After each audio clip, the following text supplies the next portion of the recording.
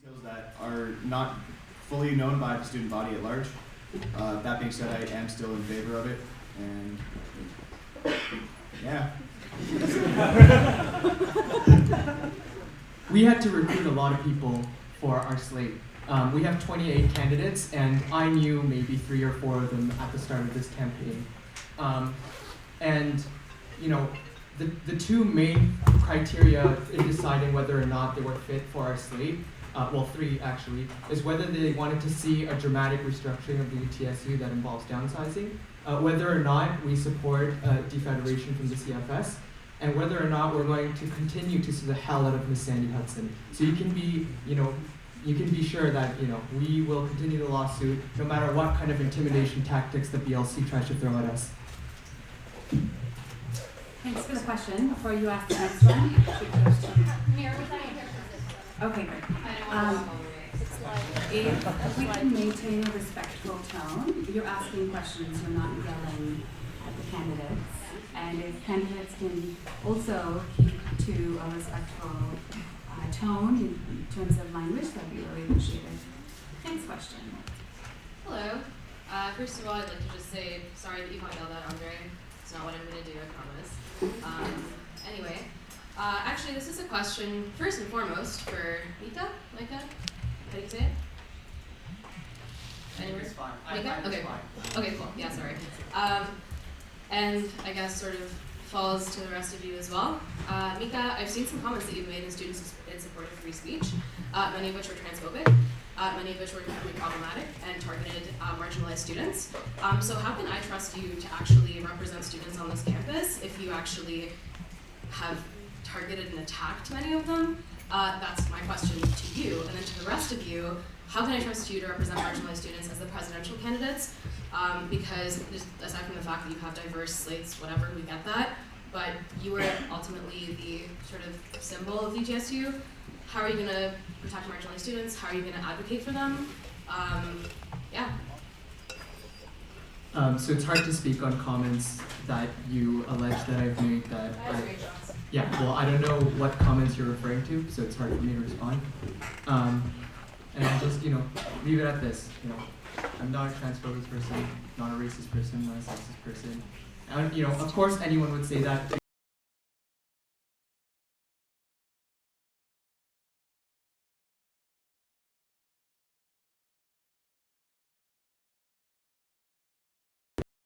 For school, we're here to learn, and we should always have the same opportunities to feel safe everywhere.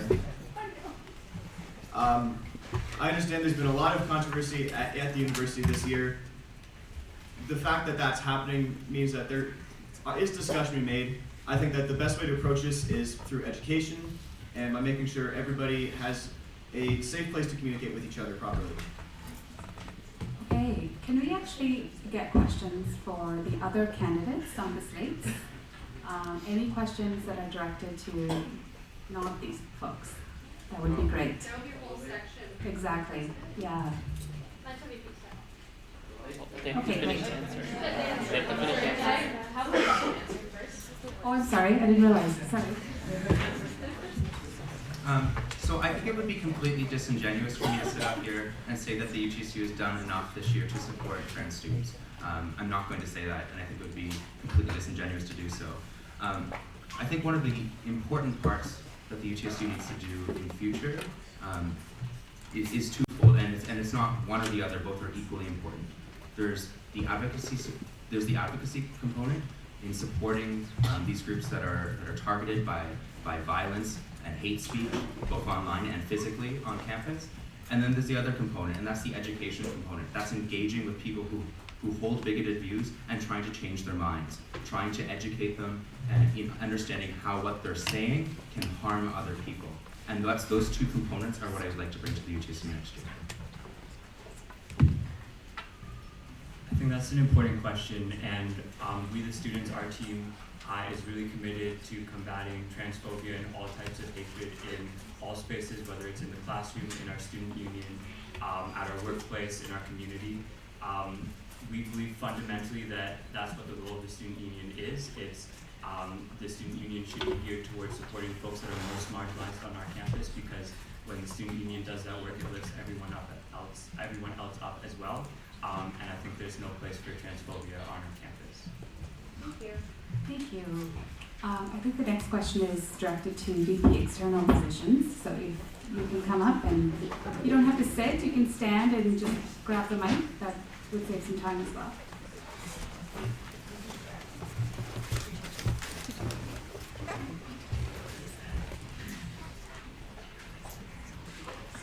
Anytime you're ready.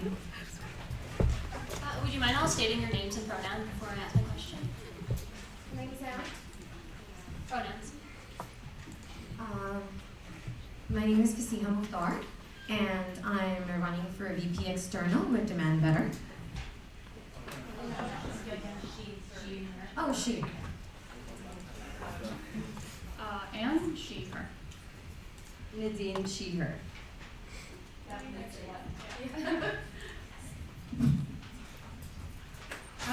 My name is Emanuela, and I identify as she and her. Thank you. Okay, great. So my name's Nish. I'm currently the Women's Director on the board. Happy International Women's Day to everyone. And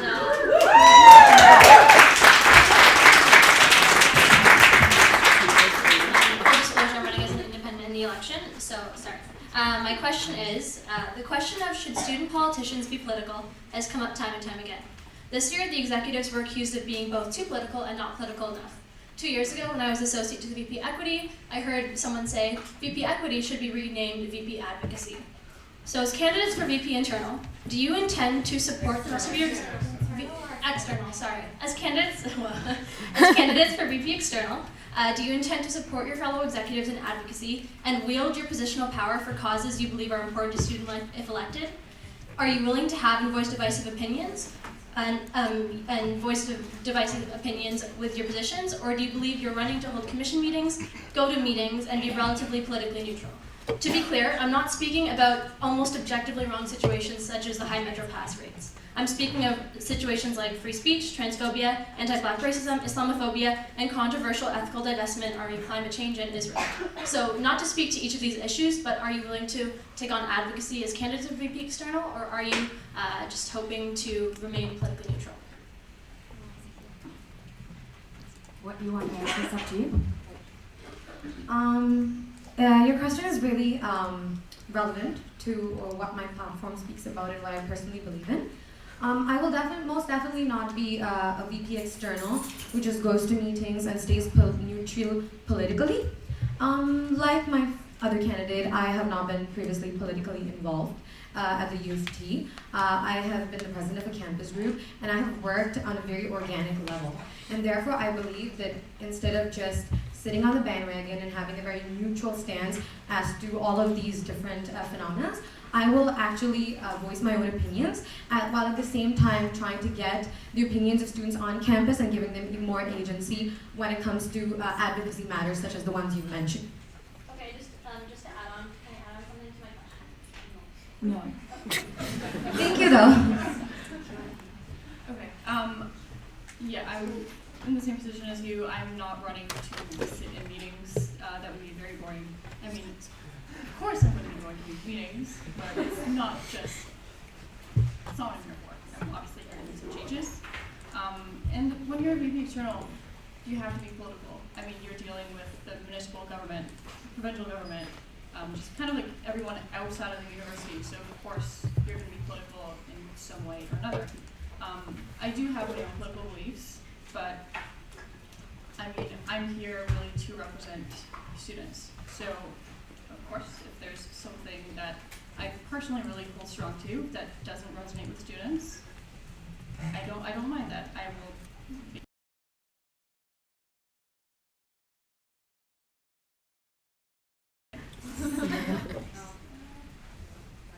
So as per my slate's platform, we believe in depoliticizing the UTSU as a whole. We believe that the UTSU represents a whole lot of students with diverse opinions and diverse approaches, right? We think that the advocacy is better left to clubs that are passionate about these certain issues, and we believe that they would better be suited to advocate for such causes. We believe that the UTSU should be small. We should be facilitating the lives of our students we shouldn't be implementing our own ideology, and we shouldn't be speaking up for certain causes while leaving the whole lot just marginalized just because we picked a few. We believe that clubs are better suited to deal with advocacy, and that the UTSU should not be involved in such action. For me, I would like each one of us to ask ourselves, especially the candidates, why are we running? Why are we running? Are we running because we want to have the power and to be seen as a power, or are we running because we care about the students in this campus and UTM? And that to answer your question, I will work with each one of these candidates to ensure that we have a space for everyone, any cause that's very important, and to ensure that anything that is being spoken on campus, it has a voice. Anybody that doesn't have a voice, we want a voice for them. And you know what? The thing about politics is very tricky. Why don't we change it and call humanity? That's what we want to do. We want to ensure that we are treating everybody with humility.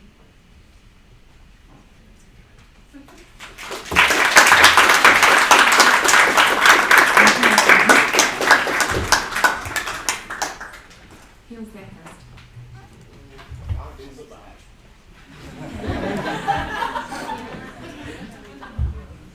Okay, go ahead. Just ask my question. It's to the VP externals. The question is, what is the official slate petition on defederation from the CFS, or if at all you'll be defederating, and how will this process work? And I would actually also want to ask this question to Damon Singh, who was involved with the You Decide petition, because I don't know why that was a failure.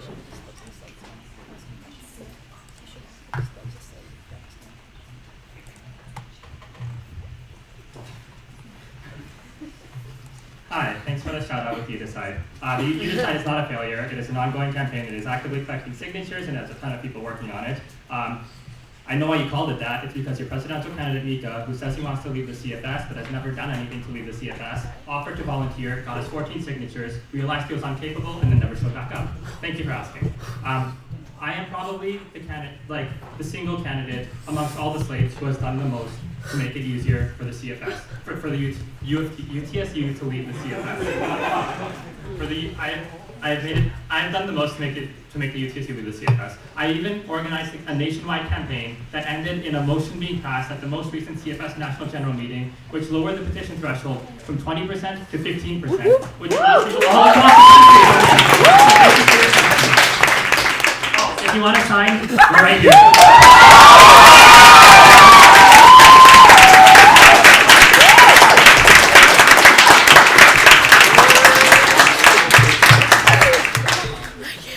My answer has already been given by my slate member. Thank you, Damon. But for sure, Demand Better seeks to leave the CFS. The reason behind it being that students give annually, in terms of membership, around $5,000 to the CFS. And the CFS was put in place, or we were part of CFS for two reasons. A, providing resources to the students, especially because we have profile students who are not catered by the CFS. And secondly, for advocacy. And according to the beliefs and platform of Demand Better, we feel that the CFS fails to do both. So it would be better that if UTSU left the CFS and instead focused on advocacy for UT students, just like other universities such as McGill and UBC, independently. I hope that answers your question. Thank you.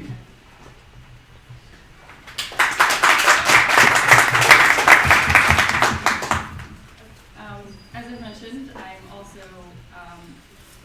very pro the CFS.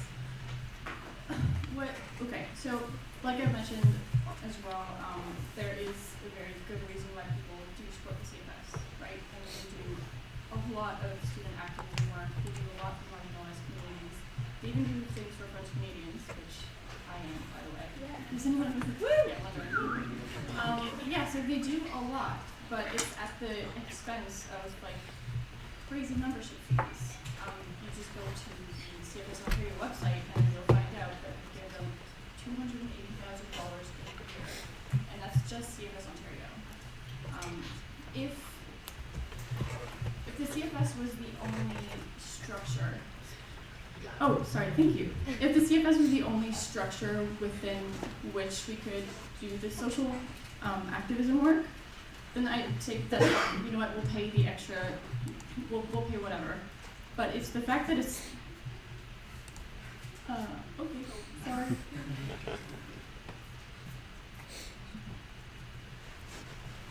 So my slate believes that defederation should happen. However, we are not going to be taking any steps on behalf of the student body without referring to them first. So we would be holding a referendum asking the student body if they are for defederation. That is my answer.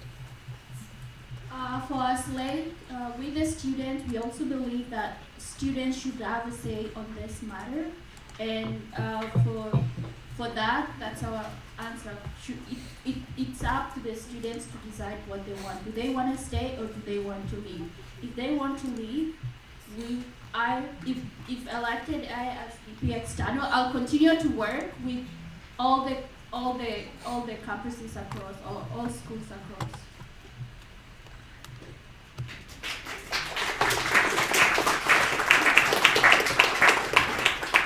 Just quickly before we jump in to the next round of questions, I just got some updates from folks in the room and just some concerns that are coming up. It's important to use the mic so that everyone can hear. It's also important to not yell into the mics either, so just be sure you're cognizant of your tone and stuff like that. For candidates coming up here, if you could sit in the chairs back here, that'd be really helpful for people as well. And then finally, just on top of that, once you've asked your question, the mic will be turned off, so we ask that you sit back there. yeah. When you're asking questions, before you ask your question, if you are running in the election, if you could disclose that before you ask your question, if you're running with one of these slates, if you could also disclose that as well before you ask your question, that'd be really fantastic. And then finally, as a general reminder, it's important and great for you all to engage and critique with your ideas back and forth. We also want to keep the tone of this respectful. We want to make sure you're maintaining an integrity here in this space as well. So that's to refrain from personal attacks. Feel free to critique and engage with policy decisions and activist ideas and things like that, but not personal attacks. Thank you.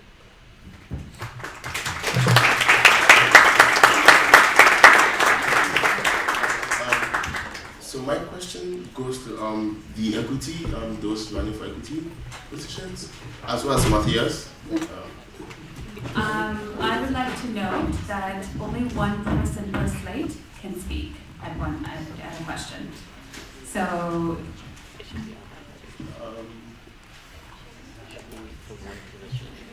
if your question is towards the equity officer, yeah.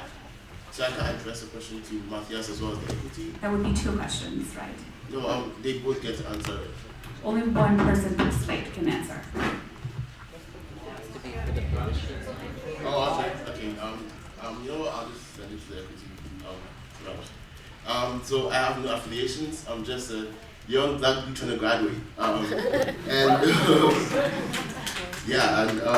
And I'm saying I'm just a young black guy trying to graduate because I think that's something that's important. Because marginalized folks do face certain hindrances when it comes to university education. Nonetheless, I would say that it cannot be denied that the UTSU has been to some extent complacent and apathetic in dealing with issues concerning marginalized students.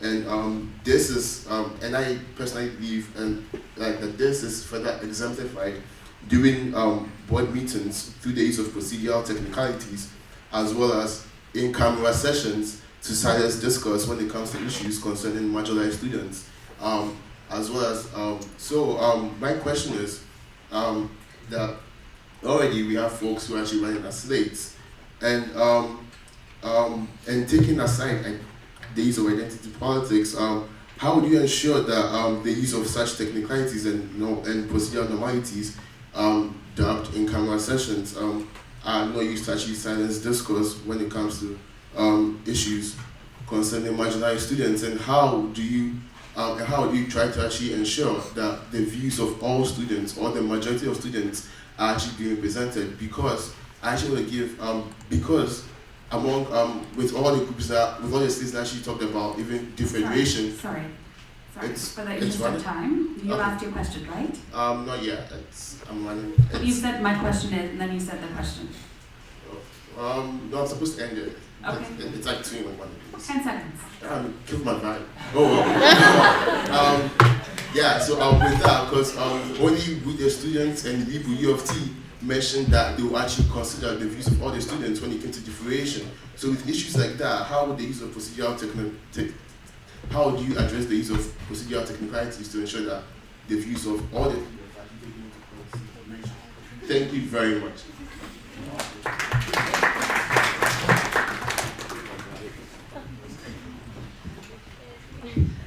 Thank you very much for your question. Just to kind of clarify before we begin, so the first would be how you ensure that procedural technicalities will not be used to silence marginalized voices, and the second question, part of the question being how will you ensure that everyone's voice is heard in making these decisions, such as the CFS. So to answer your first question, yes, the UTSU has failed this past year in representing marginalized students and making sure that their voices are heard. That is undoubtable. What I want to be able to do is I want to be able to create mechanisms within the UTSU in order to be able to address these structural and systemic issues. So, for example, I want to bring back the Racialized Students Collective. It was an initiative that was started 2 years ago. Wasn't run the last year. I have no idea why. But I want to bring that back and use that as a mechanism to address systemic racism as well as other issues within the UTSU. I think it's the way the UTSU is working right now.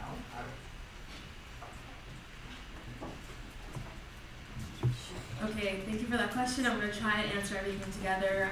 The main thing for me is making sure that all the students have their input heard. It's what I plan to do. There's obviously 50,000 students here, and the team is big, but it's not that big. So I think we should work with the clubs directly. I really want to bring the clubs in for like equity commissions and have clubs, especially ones that represent marginalized students, have them have an equity position that can talk to me directly as the equity VP and talk to the team.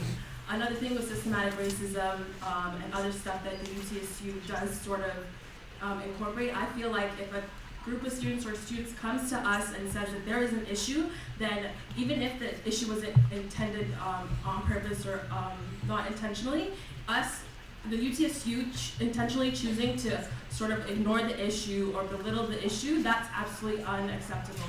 Issues of students have to be heard and addressed. If they are hurt, then as the UTSU, it's our job to take care of them and make sure that they feel supported.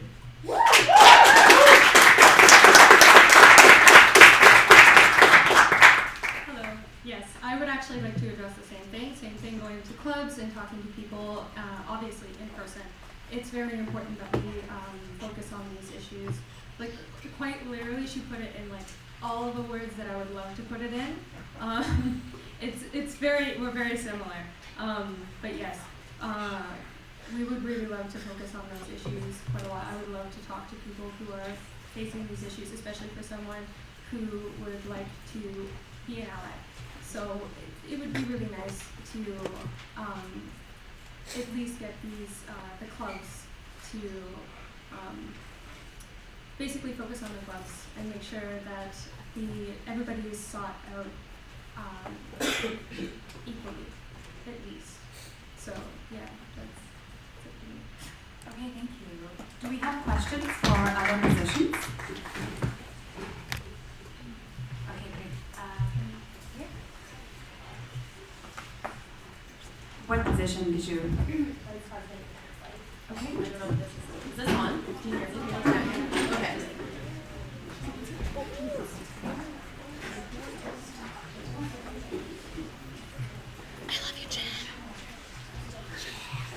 Can I take this time to let everyone know that please limit your questions to 20, 30 seconds at most. Long statements. This is an exec forum. Thank you. Alright, hi everyone, my name's Brianne, pronouns are she, her, and I'm not running in the election, but I guess I'll say a disclosure, I was the orientation coordinator last year for UTSU. So the orientation coordinators are hired before the VPCL's future term starts. So the relationship between the VPCL and the orientation coordinators are a little difficult because oftentimes the two orientation coordinators have the week planned out before the new VPCLs come in. So I would like to know what you see your role in orientation is and how you want to work with orientation coordinators. Thank you. Thank you for your question. That is a tricky relationship to navigate. What I want to do for orientation specifically is two things. One, bringing back the concerts. U of T is such a great school. It could be amazing to also have one of the best froshes. For example, like if The Weeknd can film his music video here, I think it's possible to get him to perform here, or if not, at least another A-list star. But on the more serious side of things, I also want to work towards expanding on ideas that are already in place. So for example, the mixer, I think that's a great idea, but I think it can be expanded. Clubs are great, but it isolates a large population of the student population. So maybe having a night carnival or a night festival where there's cotton candy, there's karaoke, there's life-size board games, just making the whole campus experience like unified and bringing all the colleges together.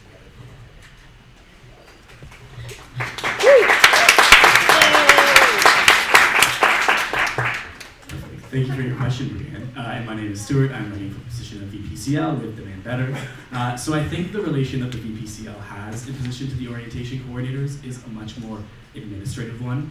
The OCs and the whole orientation team is hired to sort of creatively execute the whole week. The VPCL has to be there to be supporting them, but again, it's not really up to them to run the show. They need to be constantly communicating with the OCs, getting feedback from the orientation team, and sort of respecting them to choose the creative outlook of orientation, and from the union side, making sure the VPCL has the logistical details down, that we're not going to be like going to a deficit from spending too much on a concert or an after party. So yeah, definitely respecting the divide between the fact that the VPCL will be brought in after the OCs are.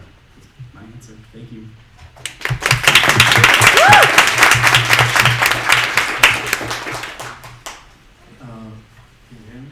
Yeah, my name is Abdul and I'm running with Reboot. So my take on orientation, I believe that the best way is to work closely with the colleges and the faculties together with the clubs to create a better week, because no one knows the school better than the club leaders. So working together with the club leaders and the colleges will produce a better week for all the new students. Because when I came in, it was a different experience as an international student. Plus, I missed a lot of that welcoming that UTSU did not provide. So I believe that the colleges and the clubs are the people that know better about orientation than anyone else.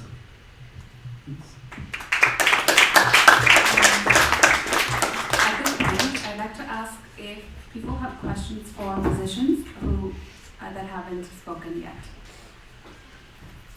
Yes. Sorry to remind you guys. What position? This is for VP and journals.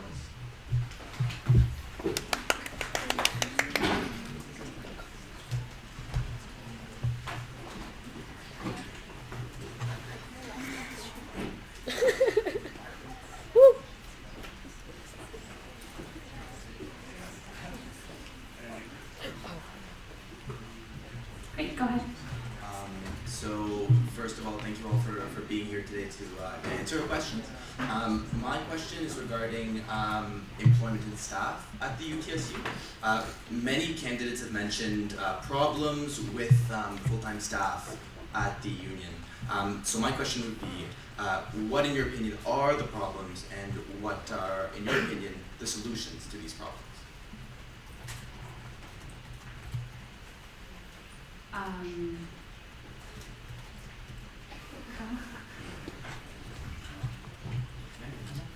Yes, please.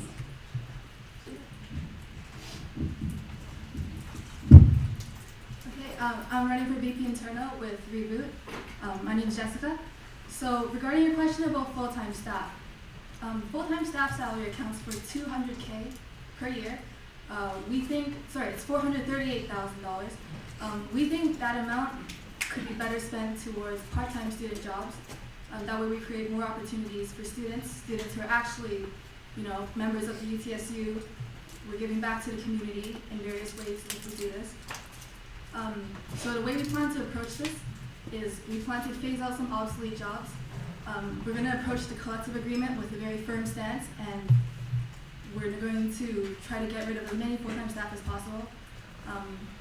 I'd also like to add that full-time staff are really obstructing, in addition to not providing positions for students and opportunities for them, they're obstructing the union's operations because they're a legacy from UTSU executives.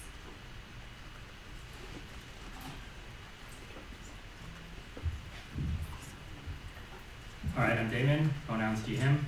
The UTSU currently spends $1 million every year, almost $1 million every year on human resources costs. This includes paying 8 full-time staff. That amounts to nearly 50% of the UTSU's total annual operating budget. We have a solid, firm plan to reduce the amount of full-time staff in the office from 8 to 5, save $200,000 in the process, and we will also make sure that at least 50% of the remainder of the human resources budget is spent on student jobs. Also, for you to sit up here and to outline your exact approach to collective bargaining shows that you're completely incapable of actually going through the process of collective bargaining, and you have, for you to outline your position in a public setting like this hinders your ability to actually bargain in collective bargaining, and you clearly don't know what that process looks like. Thank you.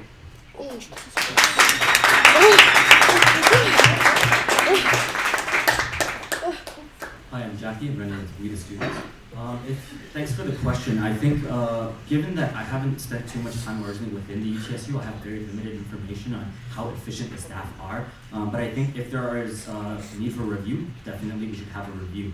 I also don't know what the collective bargaining looks like, so I don't know how much difficulty we will have with just getting rid of staff. But more importantly, we the students want to focus more on having part-time jobs with $15 minimum wage. We want to pay people good paying jobs so that students don't live in poverty and also can be able to pay high tuition fees. Something else that we really want to focus on are opportunities, not only in the UTSU, but also all over campus. And that will, we believe, as we the students, should benefit more students than anybody else.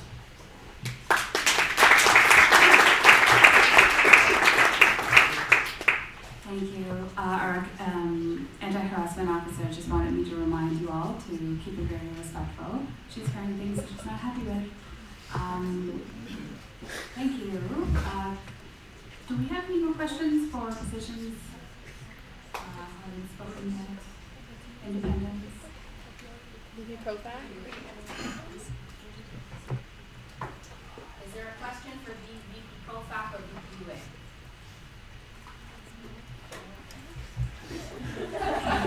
Let's go to that side. What position are you asking for? I have it's for president. Okay. Can we actually have another question not towards presidents? They'll have their own sections. Okay. What's your question? For Profac. Okay. Woo! Whomstead of?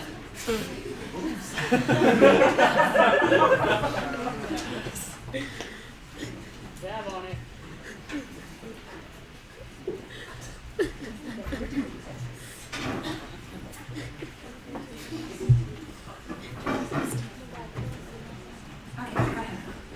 Hello, my name is Colin Parker. I'm the Vice President of Communication of the Engineering Society, and I was curious, how do you foresee developing a relationship with the Engineering Society, if at all, given that, since the, I can't remember the real name, the peace treaty was signed 2 years ago. The Affirmative Agreement was signed. A lot of the business fights between MSOC and UTSU have stopped, but a lot of the cultural relationship is developing. Hi Colin, thanks for your question. My name is Shivani and I'm running for Demand Better. I think that a lot of the problems between the Engineering Society specifically, but a lot of the professional faculties and the UTSU start to, because the UTSU assumes things about what students want. That's not what we should do. We should consult with everyone and figure out what actually students need. To repair the bridges, what I would do in this role is to sit down with every individual professional faculty government, because I feel as though they know they know the needs of their students best. So figure out what is our role to play for their students, what resources do they need, how can we benefit them, and I think one of the key ways that we can work together on behalf of them is using the new seat on the Ontario Minister of Education Student Advocacy Council. I believe that's an amazing way to lobby for lower tuition fee increases, and I think that's going to be one of the key pieces of our relationships with all the profecs. But as for how that's going to look, it's going to help us.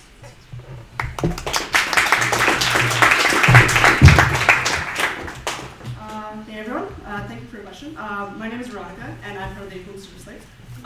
Contrary to popular belief, I'm not actually an engineer on the Slate, I'm in architecture. Regardless, I do have regardless, I do understand the kind of, the relationship between the UTSU and NSHA. No pro-fac is really happy with the relationship between their constituency and the UTSU. And because of that, like Shivani said, the best approach to repair any kind of grievances against the UTSU is to sit down with each society, sit down with each constituency, and ask what their issues are, what they need help with, what resources we can provide them, and how the UTSU can best help them in their own right. Hi, I'm Natalie. I'm running with Me the Students. And I think that was a very interesting question. Where'd you go, by the way? Sorry, yeah, directly. The relationship with engineers needs to be just as important as the rest of the ProFacs. I think that there is such a unique representation from each individual ProFac, right? Most of the ProFacs are second entry students, right? They're going to have different needs that are coming from a different place in life, and that's only going to come through conversation and talking to each other, you know what I mean? And this is so political. We're standing up here in a forum. Most of us are in our 20s here. Conversations are a lot more casual. They can be in a public place, they can be together, and they're going to have to foster some trust. You are going to have to put your trust in me, and I'm going to have to trust each and every one of the ProFacs and their representatives on a committee I want to put together, because I need to trust that you're going to tell me what you need, and you're going to have to trust me that I'm going to try to get that to you. Thank you.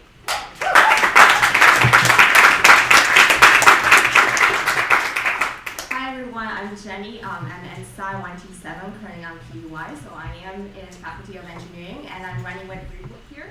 So one of our platform points is to have the option to extend what we already have with engineering, the 50% membership fee went back to professional faculty, student councils, for them because we feel that the professional faculty student councils have a better connection to the professional faculty as compared to UTSU. And we're hoping to work with you, learn from you, to learn what your students most desire. And I feel NSOC is very reflective of the voice of engineers. And that's why we will be, I personally as VP ProFac will definitely work with you guys to improve academic, social, and campus life for all, and extend that to all the other ProFac councils for all the ProFac students. Thank you. I've been waiting for a long time. Do you want to ask a question? Hello? Yeah, thank you. So this is for campus life position. I'd like to speak for Michael, and we are running with We Are the Students. So I'll start. I'm Michael, and I'm the only deaf student on campus. Sadly, my interpreters tonight are not available, so I asked her, that's me, to speak for me. I have two questions. First, since I've arrived on campus, I've been advocating to make U of T open to many deaf students. The good news, more deaf students are yet to come this fall. Deaf students tend to pay huge amounts of money, which is tuition fees, booking for interpreters, and note takers. What will you do to improve this and make it affordable to deaf students? Next, second question, as I am in attendance of this event with no interpreters, I'm missing out on a lot of the spoken information. the U of T has no full-time interpreters. Currently, they just hire outside interpreters. What will you do to make U of T more accessible and equality to deaf students? Some colleges and universities across have services support for deaf students and deaf programs, while U of T doesn't have. What will you do about this to make U of T accessible?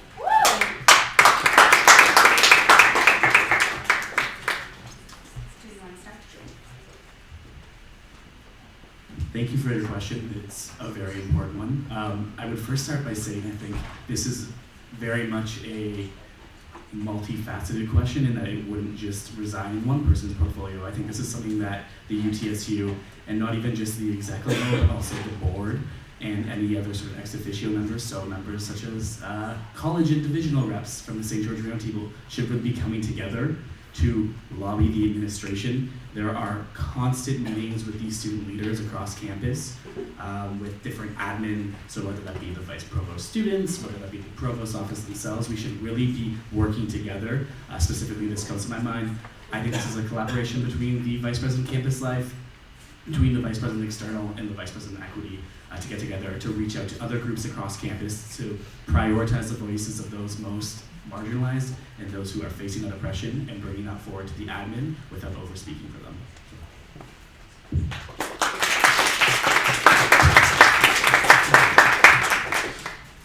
Hi, I'm Julian, and I'm running with We the Students. Thank you for your question. I think it's a very important question, and looking at how clubs have funding, I think some of that funding needs to go into having more resources for clubs so their events can be accessible and inclusive to all students. And so ASL interpreters are, I think, key to that. So having a budget for that and making it easy for clubs to get access to those interpreters will help with that. I also think having a collaboration fund would help with that as well, in which student clubs who have great ideas, who have great events, can apply for funding through UTSU, and that can also go to creating events that are more inclusive and accessible and work toward creating a more unified community on campus.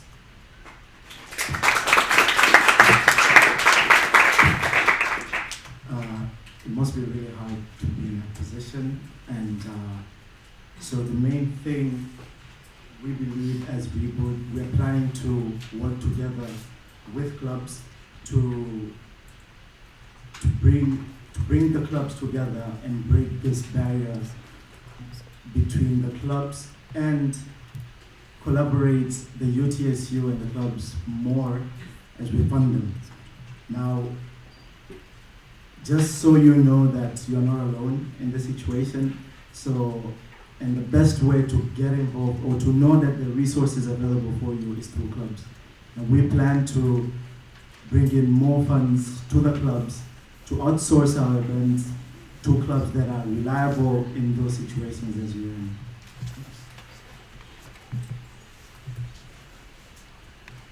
Thank you. You next. So my question for the president. Sorry, did you ask a question already? No, I haven't yet. But I want to address the president. If I'm going to have to keep that to the very last when presidential debates happen. You can see if your question's answered, but yes. Whose position did you want to ask? University Affairs. Great. Great, go ahead.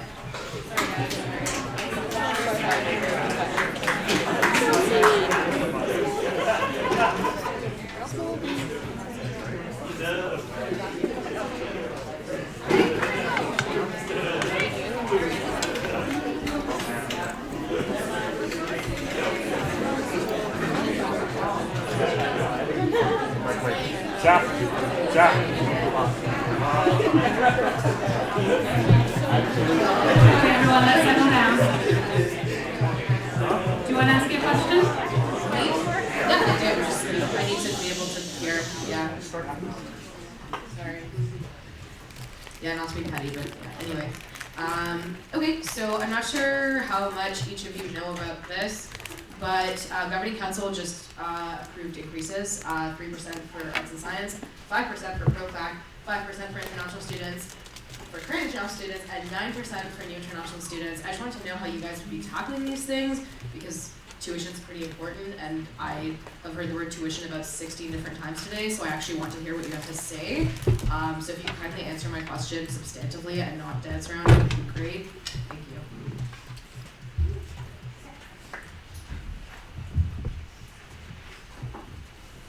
Hi, my name is Josie Wu, and I'm running with the team called Demand Better, and I'm running as Vice President University Affairs.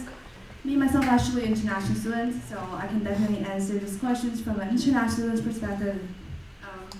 So currently, international students pay more than 40,000, and I believe it's like 46,000 for professional faculties. And next year we're gonna have like an increase on tuition fees, and that increases on both domestic students and international students. However, what I see at this position is our students are paying so much, but we don't get as much resources from school, from UTSU, and that's not fair to our students. And I wanted to work on that. I wanted to provide more scholarships and bursary opportunities to students, and that includes international students. And we'll also fight for, we want to work on having a cap on international student tuition fee instead of just yelling outside, ask for free tuition, and want to make a feasible plan.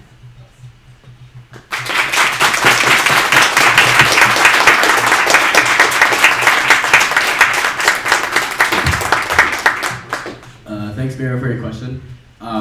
Yeah, so I have this piece of paper and I wrote down notes because it's very important. Yeah, like you said, tuition is increasing at a ridiculous rate. I'm a professional faculty student. I don't know about the other people's on this platform, and yeah, it just doesn't make sense. But also, what doesn't make sense is thinking that you could advocate for free tuition, or thinking that you can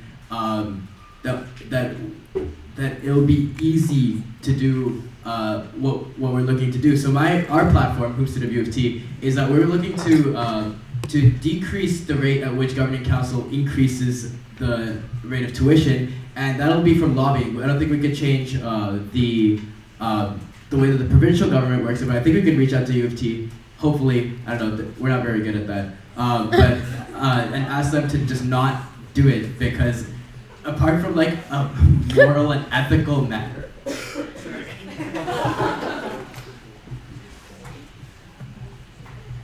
Hey, so my name is Karina J. I'm running with the students, and I just want to introduce myself. Is an international student, and on top of that, I am a student in environment commerce, which we pay like more than the average arts and science students. And I just want to say that like it's just a personal experience. Like this year, earlier, my mom actually called me after I paid my tuition fee. She's like, "Are you doing drugs?" Because that's insane. And I just want to know that we the students aim to fight for free tuition for everyone, including the domestic students as well as the international students. And we will lobby the government to freeze the tuition inflation for international students. And yeah, thank you.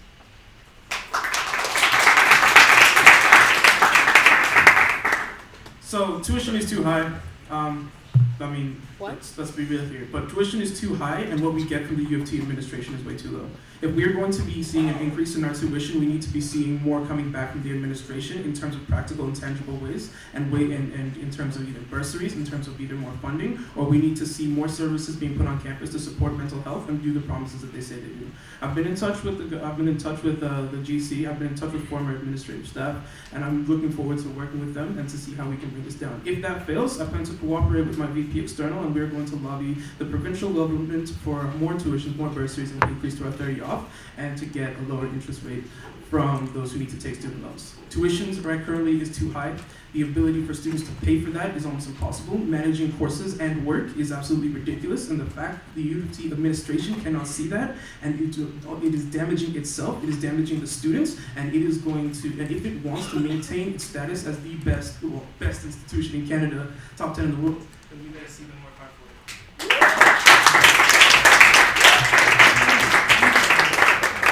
I'm going to go to you because I know you haven't asked a question yet. Who did you want to ask for? President.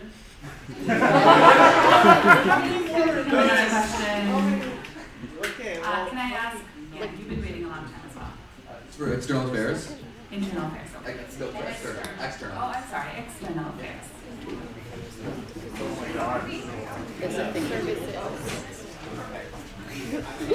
You already asked a question. Excuse me. Can we get some clarification as to like if you can ask questions again? Like how are you moderating that? Just because it's a little bit like confusing, I think, for people. Who haven't asked a question to have a chance at asking a question. Okay, cool. Okay, I think so that's fair. okay, yeah, no, that's fine. I'm just trying to make sure that we know what's going on. You just said that, right? You could ask two questions, and you could ask one. You never asked if anyone had any further questions to ask the They did. That was why they were here. So before they ask that question, three people in line, the opportunity to ask that before they left. And they did. So you can ask that question before. If anyone else has a question to ask you before they left. So that way, is that the Well, I said any position that hasn't spoken yet.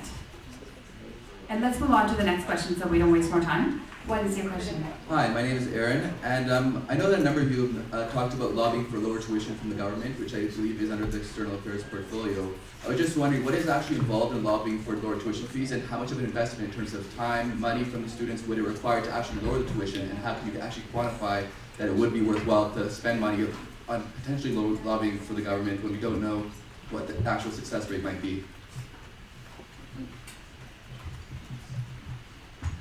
Thank you. So your question is multifaceted, so I'm just going to try to answer all of those in 60 seconds. First of all, you asked what time and effort would be taken in order to get lower tuition fees.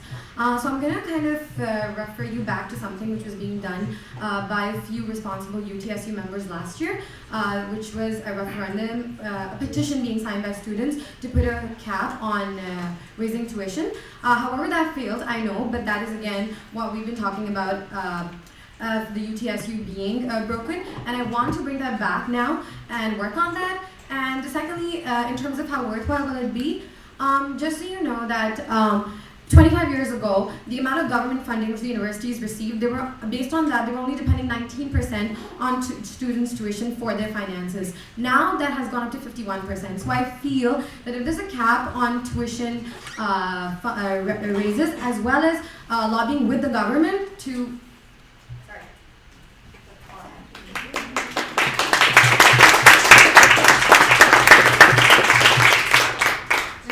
First of all, I'd like to start by saying that I feel that that referendum failed just because the student body is not involved in what's happening, I feel. No one knows what's happening. Personally, I did not know that even happened. And I am the average student right here at U of T. I was never involved in all of this up until this semester. I had no idea what was happening just because the message is not getting passed along. And I feel like our slate, we could work together and we could kind of administer new ways to get to the actual students and get them involved and get them to understand what's happening on their own campus because they have no idea. That's first of all. Second of all, our slate has a pretty good network in municipal and provincial government, as Mikhail, my running mate just here, was talking about. So we hope to use those connections to kind of get a better position. But I feel that it would first come from the students, and in order to make that happen, we have to actually let the students know what's happening.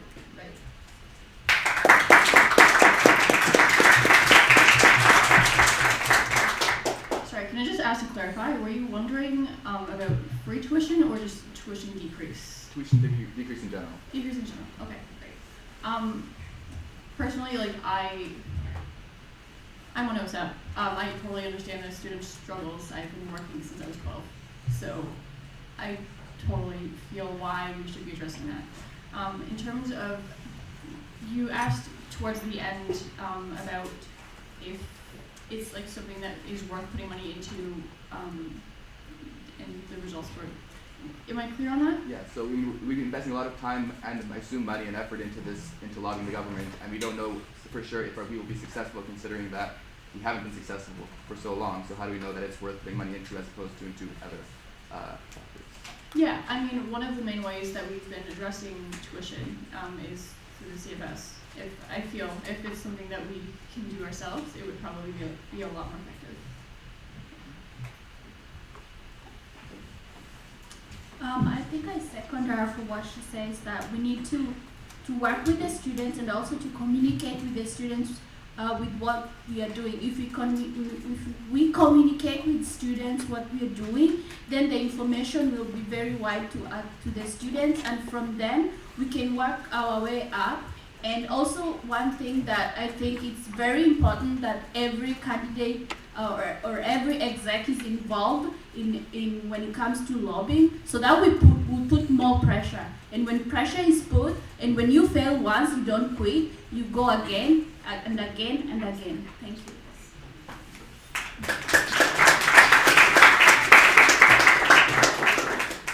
Before you start, we have 20 minutes left in this portion of the forum. So I'd like to note that only the folks who are in line to ask a question can ask questions. I know you've been waiting for a while. What positions do you want to ask for? Technically it's for everyone, but I'm going to ask VP Internal. Okay.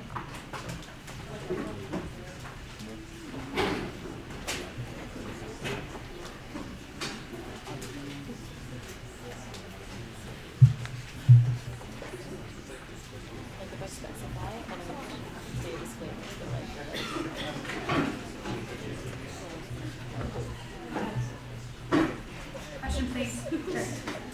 So this year, someone who is from the average UTSU student body, also kind of involved on campus, who tunes into what the UTSU is doing every now and then, we have noticed more so than other years that personal conflicts within the UTSU executive and board members have been very publicly pronounced. This has adverse effects and worries us that if the UTSU cannot function meaningfully within themselves, then how can they represent over 50,000 students on campus effectively? So hoping that this will happen this year, we're wondering what you as VP Internal, what your plan, your strategy, your thoughts are on managing and being part of such an important team on campus, and how would you as VP Internal make sure that conflict and arguments within the UTSU are meaningful and productive, and that all members of your team are accountable to the students that they represent? Thank you.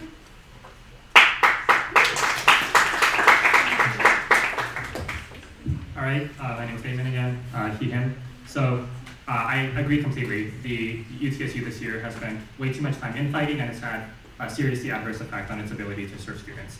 I think, I'm not on the current executive, so I can't speak for what the specific issues within the executive committee have been, but from what I've seen through my involvement is that the executive committee did not this year have enough conversations to figure out internally what their stance on an issue was before they started talking about it.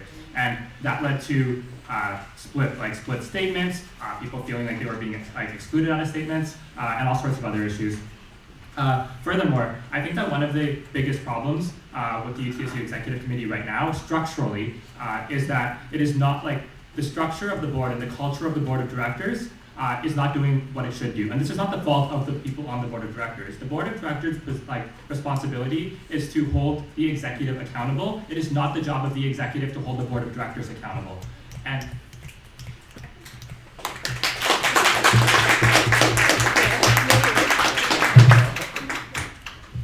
Thank you for the question. I'm going to talk a little bit more about my experience at UTMSU this year as the current VP Internal of a union that is also quite large. This year we were able to, a lot of the things we talked about today, including free menstrual products that we haven't discussed yet, or U passes, or student jobs, they are all realities at the union that I'm currently working for. And we were able to get that through working together as an executive and the board. A lot of conversations were had when we stand together as we, the students. I think a lot of times people will agree with each other, people will be conversing with each other, people will be consulting one another, and that is the only way we can achieve things together.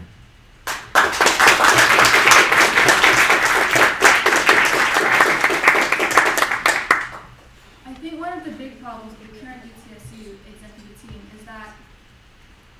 is that from the very beginning, when their executive team was built and when they were campaigning, they were built almost entirely on identity politics.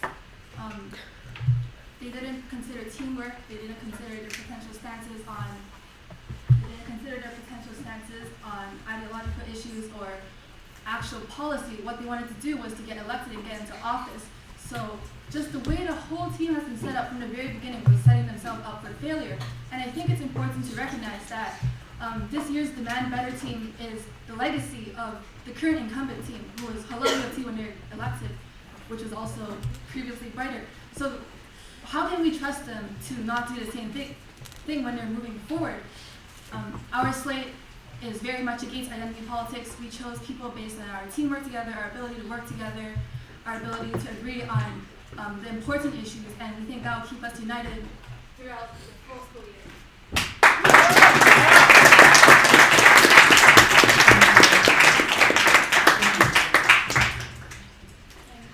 My question is, Who did you want to ask the question for? so as a commuter student, I face a lot of struggles getting to school in terms of finance, especially. It's extremely expensive. I was just wondering what you would do as VP internal to help commuter students.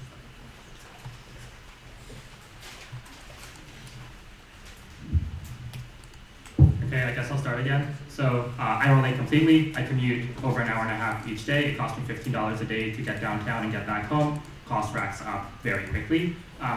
The main thing that our slate wants to do, this year the TTC is enforcing Presto on all of its riders. This means that for the first time ever, we have an avenue to be able to speak with the TTC, work with the TTC, and implement a student fare on Presto. This isn't something that TTC is currently discussing, but it's something that I'm absolutely positive TTC would be open to discussing. I'd also like to note that if your slate platform is that you're against advocacy, how are you going to advocate for something like this?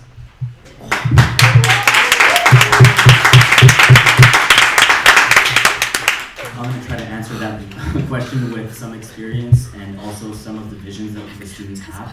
As the current internal at UTMSU, we've had the UPass program successfully, and we're going into our 10th year. So over the last year, we've already worked on the GTA-wide UPass, which is something that our students, our exec team is very passionate about. I've also actually personally been in consultation with Mississauga Transit many times, and also with Metrolinx, the senior management from Metrolinx, which is the provincial transit company. In the upcoming elections, a lot of politicians will be looking to pull young people's votes, and a survey was created earlier in January. A task force has also been created in volunteering, and that will be the lobby document. That will lead into the lobby document we create, which will get us the funding for the GTA UPass. Now, more funding, more people from UTSU, more membership, more lobbying power, quicker GTA UPass. We the students need it now.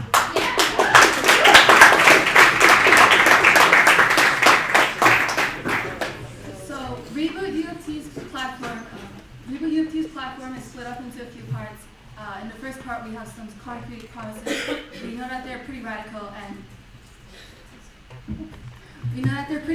so we're going to try to focus on those first. But the implementation of a citywide commuter pass, similar to what Mississauga has already negotiated, is something that we're definitely looking at. Personally, I'm a commuting student myself. I understand the struggles, and I would like to see that implemented as well. However, that's not one of our top priorities, but we'll definitely be looking into ways to get around it.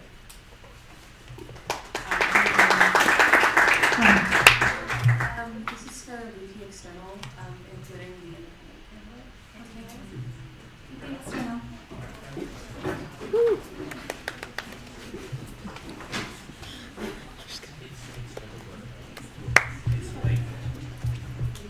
Anyway.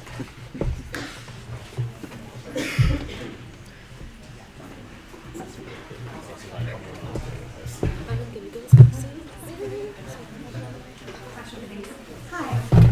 So we've heard the term mental health tossed around a lot today, and so I'd just like for each of you to just kind of lay out kind of bullet points of 3 main points, what you're actually going to do to change the situation. And we've also heard some things about international students. I'm an international student, and someone mentioned that our costs of living in Toronto are really high.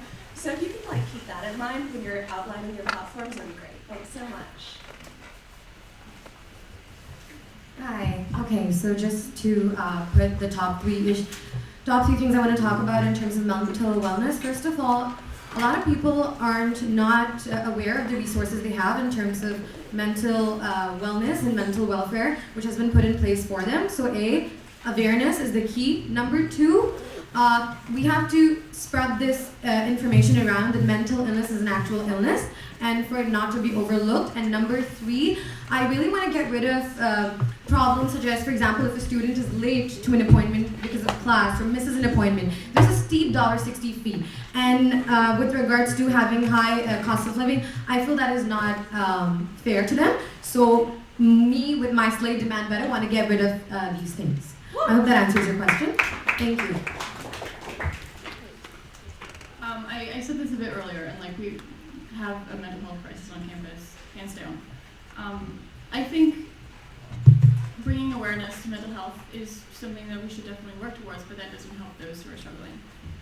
We need to actually put in really tangible solutions, and one of those being how do I explain this? So basically there are crazy wait lists. I've been put myself on wait list for 2 months, and that's just not fair. So for the students who are on wait lists, we should have some type of stream program where they can go to other mental health services in Toronto, such as CAMH. I've actually approached the Health and Wellness Center very recently, and I spoke to their management team. They haven't shot down my ideas, which is good. And something else that I really, really want is kind of just a nice mentorship program for students who are struggling to just be able to talk to someone who's also going through the same thing.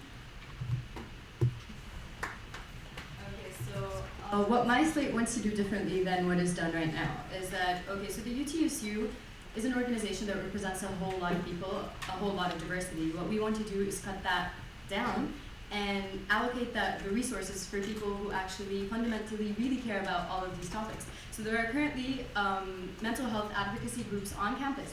We want to allocate our resources to them so they could do their job better, rather than the UTSU trying to manage 50 portfolios at the same time. It just doesn't work that way, right? Like, it would function better if people who inherently cared a lot about these certain topics were advocating for them. Also, I was born and raised in Egypt, so the exchange rate is really bad, right? Like, in one day, inflation rate went up crazy. It was, so the dollar was £7, it was £20 the day after.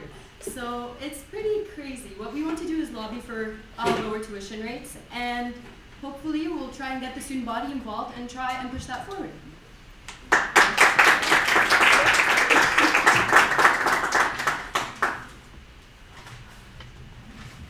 2 years ago, I attempted suicide.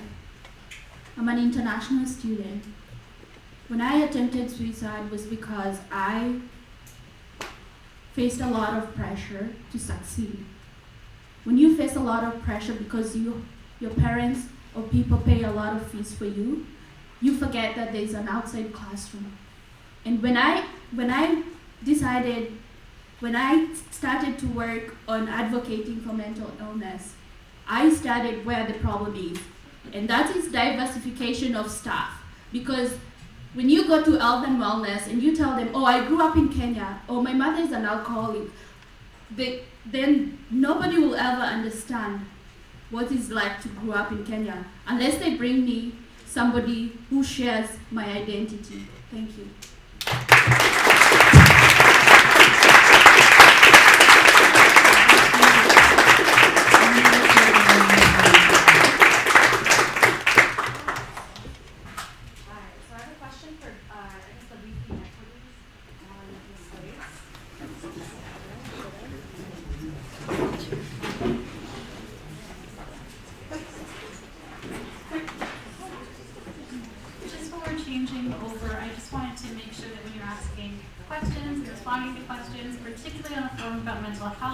Cognizant of the words that you're using, so terms like crazy, for example, and the stigma that comes with that, especially when you're having a conversation about mental illness. Just be conscious of the words that you're saying and try and use the right words. Thanks.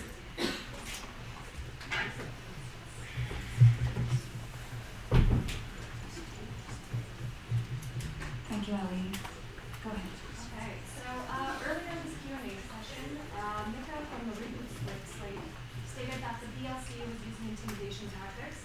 Now my question for you as VP Equities, do you all plan to work with the BLC to fight against anti-Black racism on campus, and how? That's an absolutely amazing question. So the BLC came towards the UTSU with their issues, and the BLC is a huge group of people, and they all feel this way, which means there is obviously inherently an issue which has to be addressed. The UTSU this past year did not do enough to address it. They didn't act like it was an important issue. They held a town hall that nobody knew about. I'm the president of an African Students Association, and I did not hear about it, and that's not okay. What we want to do is we want to advocate, let the students know, like, talk to the students, part of the students, ask for their input. Obviously there's something wrong and we have to work to fix it, and it does sort of involve putting your pride aside. Because someone is telling you to do something wrong, you have to put your pride aside for the sake and the safety of the students.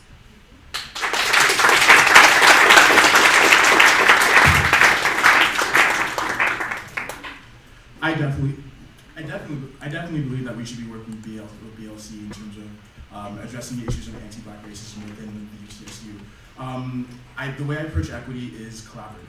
I think we should all work together with the relevant communities in order to figure out the problems and work together on concrete mechanisms and ways of being able to implement them and being able to create effective change.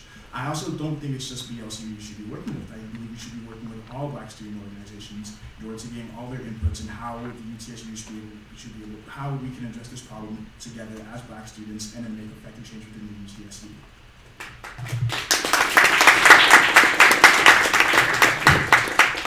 Hello. Yeah, so it was said earlier that there have been intimidation tactics. This is going back to October of 2016. They had actually, unfortunately, kind of attacked the UTSU building, so that was kind of concerning. But there's pictures of it on the varsity. Actually, it was reported on, which was apparently the BLC. So, that being said, the BLC, we don't agree with them necessarily because of the intimidation tactics, but this isn't saying that we are against their demands. We are against dropping the lawsuit. Sorry? We would love to work with all Black students would be great to work with, but the BLC not particularly because of these intimidation tactics. They're not something that should be condoned because it is some sort of violence. But there's students on campus that are coming towards the UTSU and saying that they're facing anti-Blackness on campus and new students. Thank you. Yes. Do you have a question for Enbridge position? Okay.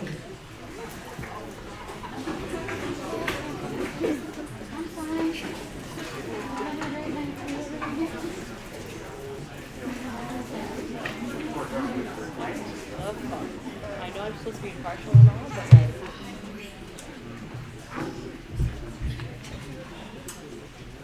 Hi again. Just really quickly before we move to the next question. I don't have a roaming mic, so I can't intervene right when people are speaking, but especially when we're having conversations around Blackness and anti-Black racism, I think it's really important to remember how historically, not just Black students, but Black people are typically characterized when speaking to different forms of oppression as being very aggressive, as being very violent. So I think it's very important that you draw a distinction between a protest and an attack. And just be very cognizant about how you're speaking, particularly against groups of oppressed people that are speaking to their own oppression. Thank you.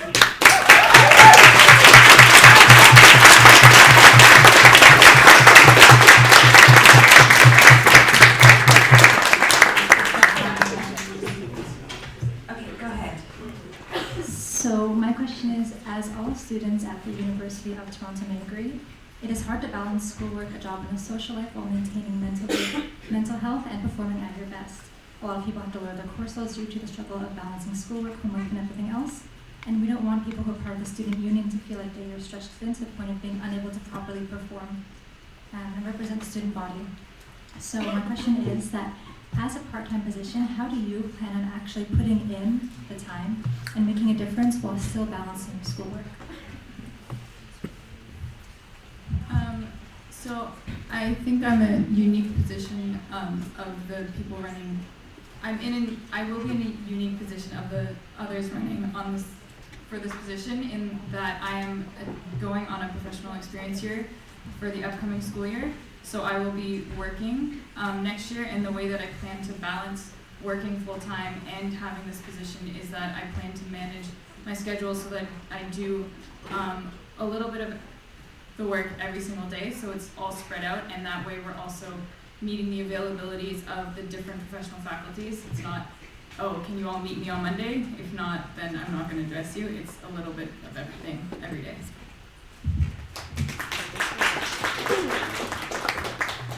Actually, similarly, I'm no longer going to be in kinesiology next year as I'm in concurrent education, so I will actually be through OISE and in schools 9 to 4-ish. But having said that, just because it's a part-time job doesn't mean I'm not going to be passionate about what it partakes in. Just because there's a reduced amount of hours, that doesn't mean that I'm not willing to put in overtime to make sure that my job is done well. I'm the kind of person that's not going to do something half-assed or get involved just because, oh, this looks good on a resume. I'm going to do this because I actually care about what happens and I actually care about the students at this school. I am very compassionate and I can empathize with that professional faculty course load and the mental health aspect. And I want to address the comment that students sometimes had to feel like they had to reduce their course load. And I want to say that's okay. Where did this whole pressure come from graduating in 4 years? If students need to reduce that, then that's okay, and I want them to feel that that's okay. Professional faculty students are put under so much pressure, and I think part of that role is going to reduce that pressure and provide support.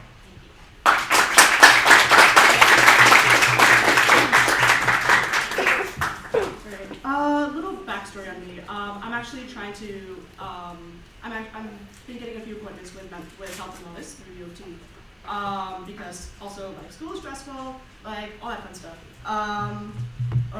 What I've noticed, like kind of the whole process of getting an appointment, getting the medication you need, getting the service you need, it's really large, and there's no really kind of the same accessibility isn't really.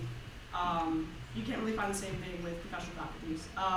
I've noticed in my faculty we have a therapist, but she can't like give out like notes if you need like an exception or anything. So I would want to advocate for going to each individual faculty, providing the accessibility that we need for mental health initiatives, and just like providing more help towards professional faculties.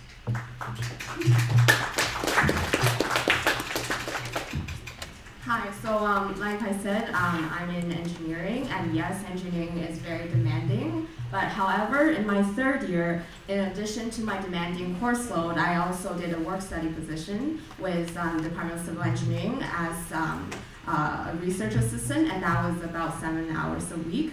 And I still managed to be a sponsorship and marketing director for CISA, and also the mentor for a design club. So I have experience with managing my schedule and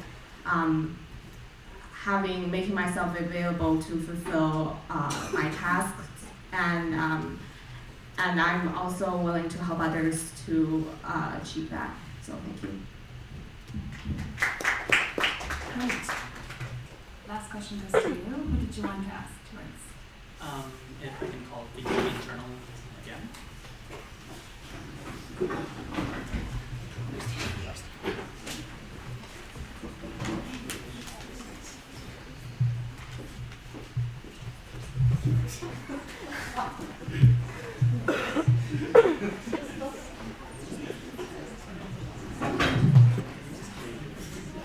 Go ahead. So pretty much all night we've been hearing about how all the slates want to talk to the students, promote advocacies, promote committees, and we all know that these take time and that these take effort and sacrifice, that this will entail like sacrificing your GPA for the good of students. And so as the internal people, how does your slate address this, putting students above yourself, and with everybody's plans to have a smaller UTSU? Okay, just to clarify, everybody's been saying that we want a smaller UTSU. What are your concrete plans to have a smaller UTSU but still continue service, and to continue that people treat this as a job and not as a resume thing?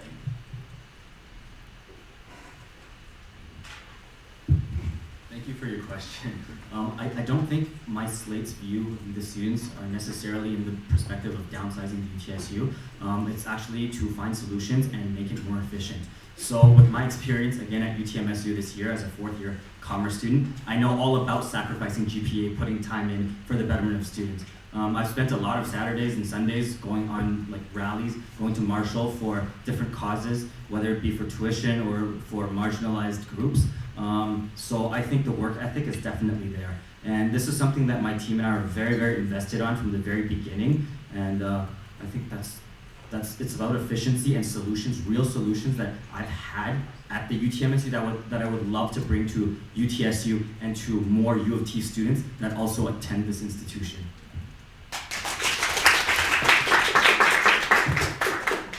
Hi, Damon again, he, him. So just to clarify some stuff about like sizing down the UTSU, what we're doing is not like completely shutting the organization down. What we want is to remove the redundancies of the organization and make sure our money is spent more efficiently. So a part of this that kind of really relates to what you've said is we want to merge the positions of VP UA and VP External into a new position of VP Advocacy. And I guess the question can be raised, how do you expect two people to do the job of one? One person to do the job of two. And the answer, frankly, is that the UTSU executives, primarily apart from the president and the VP internal, don't have 40 hours of work to do every week. And for like the last 3 years, I've seen people like try and make work to do and like get those 40 hours in. But if you look at the UTSU, you can see that there's however many full-time people working there, and they're working to 40 hours a week. And you need to ask yourself, am I getting however many, like 40 how many people are there every week?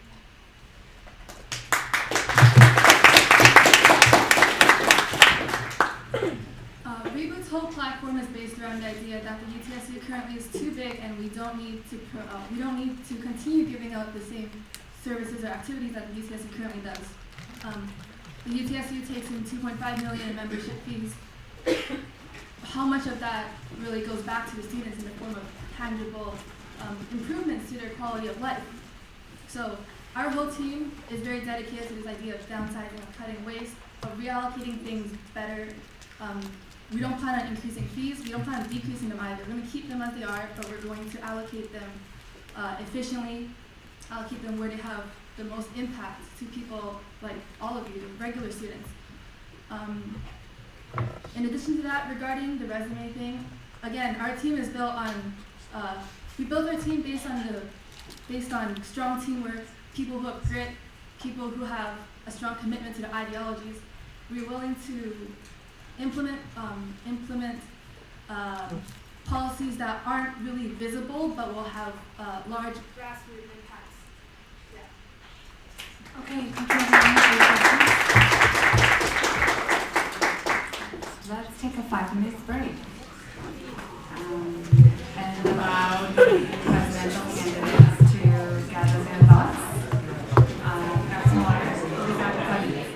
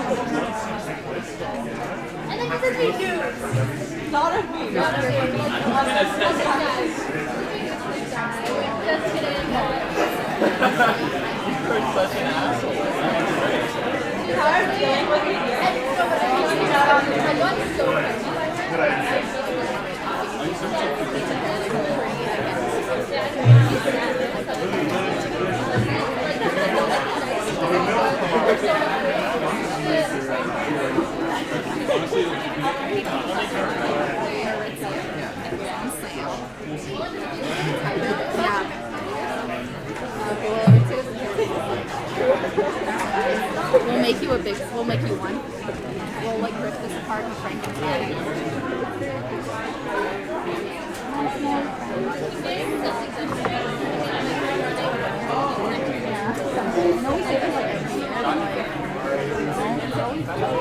I'm always busy. You're always busy. Oh, you're always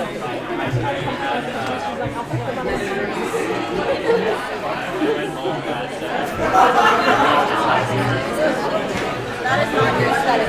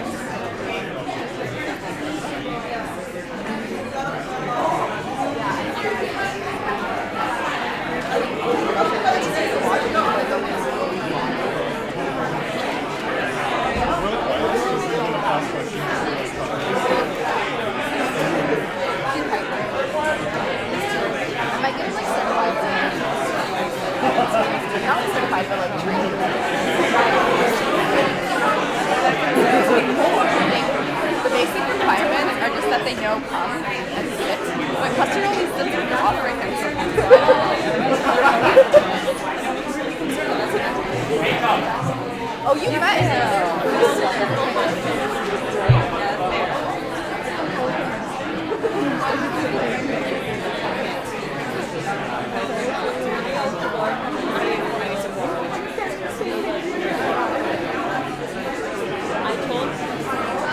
I told you he looked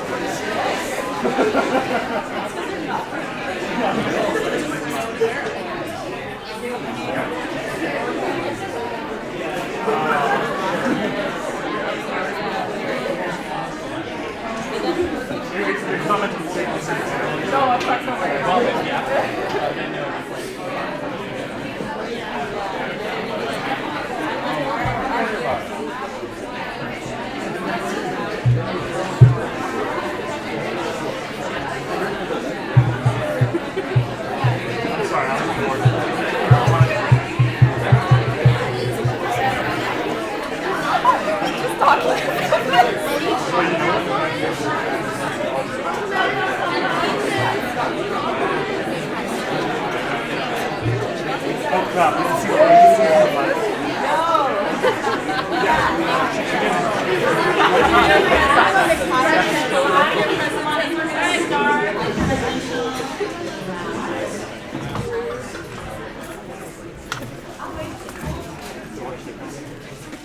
if you're in the back, come take a seat, make sure you're sitting, and then we're just gonna calm it down a bit, and then we're gonna get started.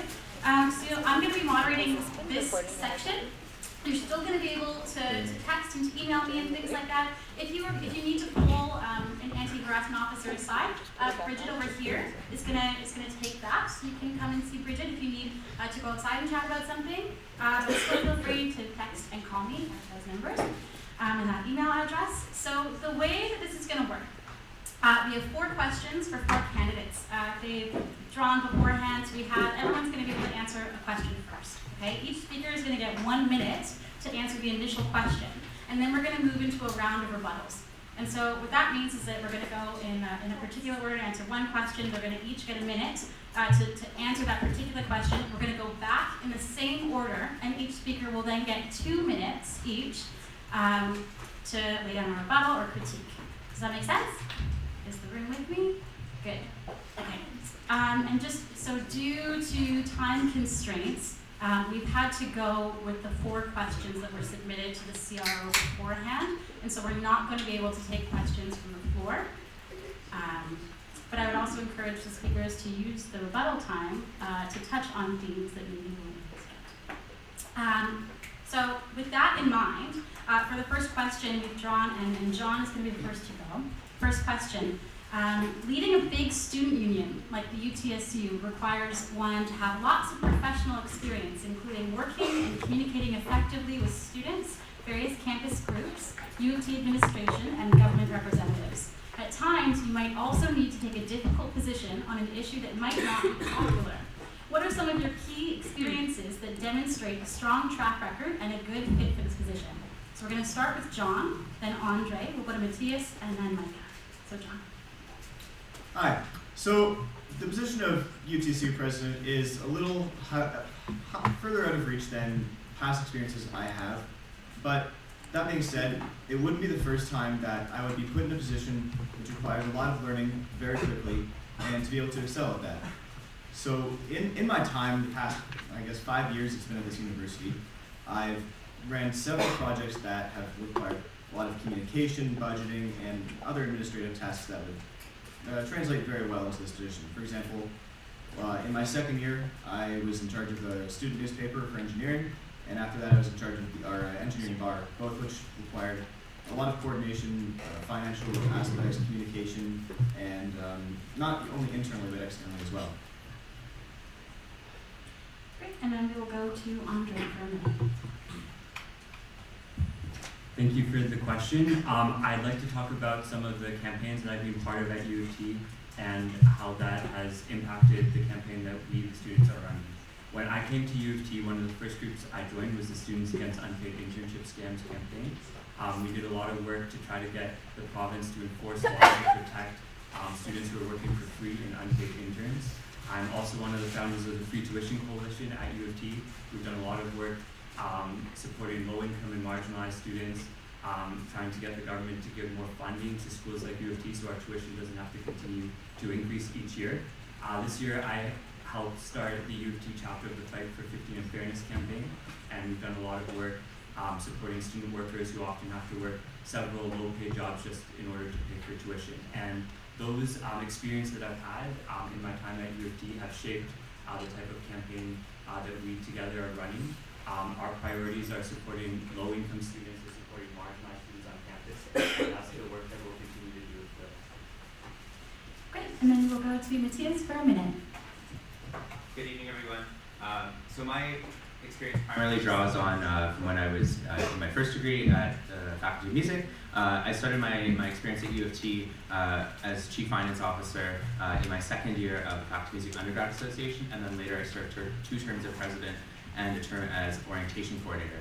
And so at the Faculty of Music, it's a very small program. It's got about 600 undergrad students, and it's a very tight-knit community. And it's a community that, while I was still there, I felt very much that the UTSU neglected it, as it does with most pro-facs. and that was very demoralizing for me. And I never actually thought I would get into a position where I could actually run for the UTSU. Last year I served as, and this year I served as VP internal of the UTSU. It's been one of the most frustrating years of my life.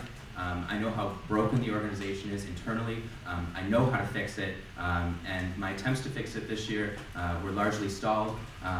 But I'm convinced that with this team that have all held real jobs before and they know what they're doing, we can do this together.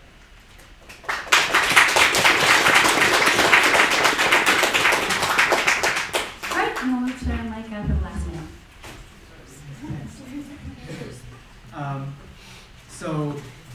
So our slate is comprised of all regular students. You know, we didn't pick, polished public speakers. We didn't pick student group, student council insiders. But we still bring to the table a whole, range of diverse experiences and experiences that can carry over into a role such as trying to take the UTSU and make it relevant to regular students once again. So, for example, in terms of professional experience, I've been a junior foreman for a construction company. I have, been one of 3 staff on a small by-election campaign in New Brunswick. I've interacted with government officials as being a former delegate to the Ontario NDP provincial councils. I've dealt with campus groups. For example, I was an executive for the Korean Students Association, and I then I learned to recognize the important contributions that they make to the campus.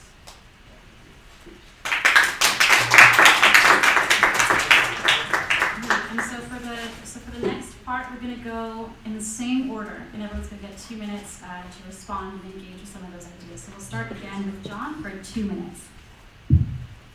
So I think we can all see that we all have some sort of experience that gives us the opportunity to be able to fulfill this role. I truly have no doubt that any of us would be, I believe that we would all be able to logistically be able to carry out the duties of a president. However, I think the bigger issue is more the way we want to approach tackling the problems that we want to approach, which do happen to be somewhat similar as well.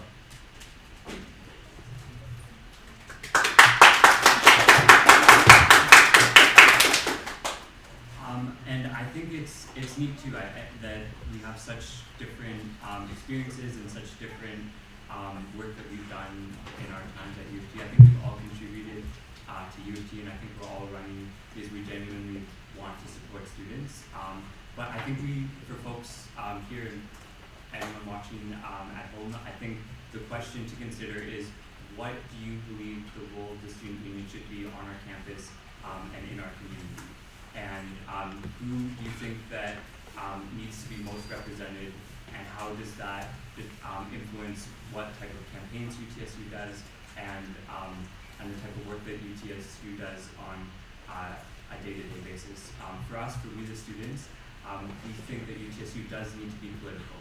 We think that UTSU does need to take principled positions on issues like anti-Black racism and free tuition. We know that the student movement has been on the forefront of progressive change in our country and around the world, and we're hoping to be part of that and to continue to support students if we're elected.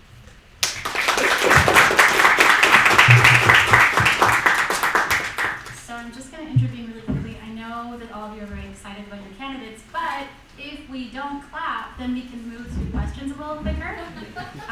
So in the spirit of getting through some of these questions, I would just ask that you hold your applause until you can love on your candidates at the end. And so we will go to Matthias for 2 minutes. Cool. So one of the fundamental issues that I found with the UTSU this year is the issue of the culture that exists and permeates the organization. It's one thing to stand outside of buildings and scream, and it's another one to go inside and actually speak to the individuals who have the authority to make changes. This has to do with tuition fees. This has to do when we're lobbying the administration for doing nothing to engage in issues of transphobia and violence on campus. And this has to do with the UTSU as a whole actually being run by a board of directors that has agency, that has power, and that actually influences the decisions. This organization is run from the top down, and it needs to be run the other way around. Way too often, student politicians, which we are, don't deny it, to get up here and talk about the changes that they want to see in the organization, and they talk about the problems with the organization, and they blame the problems and they misdiagnose the root cause of the problem. The problem with staff here is that the UTSU is self-serving. When we entered into collective agreements before, it's been with the interest of the UTSU internally, not with the interests of students at heart. When we advocate for students about tuition fees, it's about the student politicians who find themselves on stage in Queen's Park, not the actual students who are paying the tuition fees. And we don't actually engage with these groups that are the international students that now, according to Business Board last week, thanks guys for showing up, they've increased tuition by $10,000 for Rotman students. It's completely unacceptable, completely unacceptable. And the UTSU cannot continue to function in a way where it's serving itself and not serving the interests of students. Micah for the Johnson. So, I would agree with, Matthias's diagnosis that, there is a problem with the culture at the UTSU. There is a problem with the culture not only at the UTSU, but, at the college levels and faculty levels as well. And frankly speaking, there is a very insular circle of insiders here at U of T in bodies of student governance. And, just saying that the way to fix it doesn't help. You need to come with a perspective that allows you to see the problems that the UTSU has been blind to. So my colleague says that it's been a frustrating year for him, but when it comes down to the approaches that we want to take and the degrees to which we want to implement these policies, inherently differs based on a difference of perspective and a difference of the set of experiences. And we think that our slate's collective experiences and perspectives are better representative of the student body at the UTSU, and that's why we believe that these ideas deserve a fighting chance in an electoral contest, and that's why we have decided to run. I'm going to be honest, I have reached out to all the slates that I could in order to see if we could figure out any sort of cooperation. And what we faced was tokenization of various campus groups. We found a different perspective from our own that says to us that you silly children, this is the way things have always been run, and to a degree, this is the way things need to be run. So shut up and understand, and don't split anti-CFS votes by running in this election. So we're going to the second question, and again, if you want to apply, you can use silent applause like this. We can move here. Before we go on to the second question, just a few things. So if you can avoid, if you can just be mindful of the language that you use in like English language like blind to the issues, for example, would be really helpful. And also refraining from maintaining like a hostile tone towards each other. Just so we can get to the questions and you can outline your platforms as quick as possible. Thanks. So question 2. And for question 2, we are starting with Andre, and then we are going to Matthias, John, and Micah. Second question, do you believe slate politics lead to an ineffective executive committee and or board of directors? And if so, why? Could you clarify what you mean by slate politics? That's just having slates exist and run in UTSU. So a lot of these questions were submitted to the CRO beforehand, but the way that I interpret this question is whether or not running for elected positions on the UTSU with a slate. I submitted, that's correct. So whether or not running with a slate during the election period can lead to a fractured or poorly performing executive or executive board. Is that clarified? Yes. Great, so we'll start with you for a minute. Yeah, I think that's an interesting question. I guess I can see there being pros and cons to there being slates. In theory, the pro would be people with the same vision and the same, who want to work on the same issues, run together, and then when they get elected, they can make real progress and change on those issues. I see the downside being that when there's slates with like 20, 30, however many people running on them, it can be very hard for an independent candidate to win in a UTSU election, and that I feel makes our election process and UTSU itself inaccessible to a lot of folks on campus who, in order to have a chance to win and be part of UTSU, they would essentially have to spend most of the year putting together one of these massive slates. So I think there's pros and cons. I think there should be a consultation with students, and I think ultimately I would side with what would make our election process more accessible to the most people. I'm going to go to Matthias for a minute. So I think the fundamental problem here exists with the amount of agency that board members are given, where they're expected to show up to meetings and rubber stamp decisions that have already been made. It leaves the board member with a position where they really can't influence what the University of Toronto Students' Union does if all you're approving is stuff that's already happened. And that fundamentally needs to change with the UTSU. I think there's also, again, this cultural problem with UTSU, wherein executives are not able to take criticism, and that any criticism they take becomes politicized. And I think that that's also a problem, where the board members need to feel comfortable holding the executives accountable. And I'm looking at my board members here who are running with me. You need to be able to take, you need to feel as though you can hold me responsible. And please do. If that hurts my feelings, so be it. But that's ultimately your job when we get there. We have a very clear stance on our platform. We want to ban slates. We think they're toxic. They support those who have agency already and have power and political capital, if you will, to get here. That's not okay, and it doesn't best represent the interests of students on the UT campus. We'll go to Micah for a minute.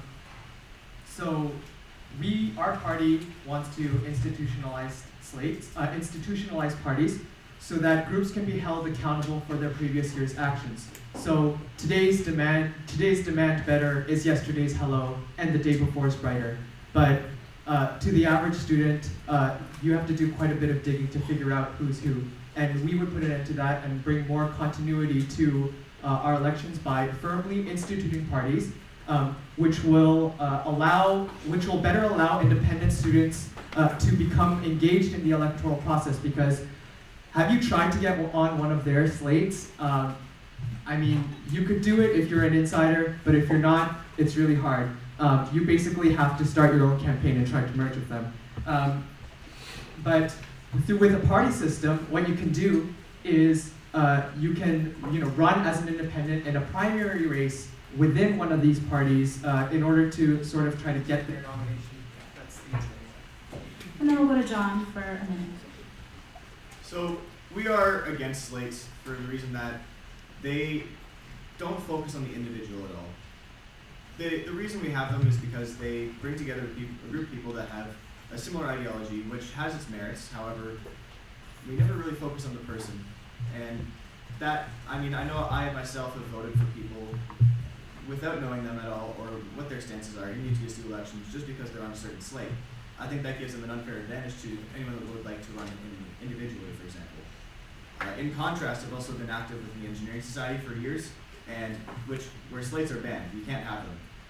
I think it works really well. It's very individual focused, and I think we have very good results out of that. Great, and we'll go back in the same order. So you have 2 minutes each to respond and engage with each other's ideas, and we'll start with Andre. Thank you. I don't think I would disagree with anything that was said. I think that definitely when there are huge slates running, it means that it's really difficult for other folks to get involved in our student union, and I see that being a big problem. I also think that disagreement's not always necessarily bad. If folks from different backgrounds and who have done different work on different issues get elected because they all run independently, I don't see that being a bad thing. I think it's important for us to have conversations about important issues and relevant issues that are happening on our campus. And I think whatever is the best way to do that is something that we want to support. Great, we'll go to Micah for 2 minutes. Oh, did I mess it up?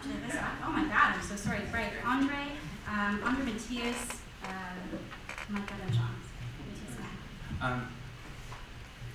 So I'm going to respond to the idea that slates should be institutionalized within the UTSU. I think this is fundamentally probably one of the worst ideas I've heard in a very long time. And it's based on the idea that, on the one hand, you claim that the UTSU is run by a group of insiders, and then you expect to institutionalize that process where it's run by just different insiders, right? You'll have multiple competing groups of both clubs and student organizations on campus, as well as external organizations. We've all seen the articles about the CFS and their secret bank accounts. This is a thing. And fundamentally, if you look at the UTSU's internal elections history, and you go back 10 years before we joined the CFS, the majority of the seats on the board were actually appointments from the divisions. And they're appointments where they're not politicized positions. People are free to both represent the students within the division, as well as the communities and the representative bodies within those constituencies. And I think that that's something that we have to consider. We've talked a lot with my slate about reimagining what the UTSU can be. And I think that a reimagined UTSU with Demand Better is a UTSU that's not politicized in its elections in the same way that it currently is now. Board members are there to engage with the organization, to bring the needs of the constituents forward, and they need to have power, money, and the agency to actually support the needs of their constituents. And that's why we need to ban slates. For 2 minutes. Andre is right in that with these elections, people with similar ideas need to be brought together because, frankly, our elections voter turnout rate is absolutely disgusting. And it's because we already vote based on names and faces and slogans rather than based on ideas. We need to make elections about ideas.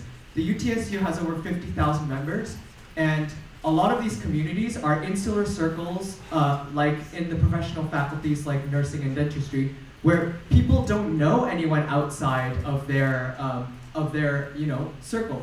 I'll give you an example. I go to Innis College. I'm an Innis College student, and I voted in the last ICSS elections, and I knew who I was voting for president, but all of the other positions, I didn't know who the hell they were, and it was just whatever name you might have heard of from people posting on Facebook groups, and John made the point that that institutionalizing parties and the slate system in general doesn't focus enough on the individual. I say, I was gonna say, okay, to hell with the individual. Let's vote on ideas because ideas are what matter at the end of the day.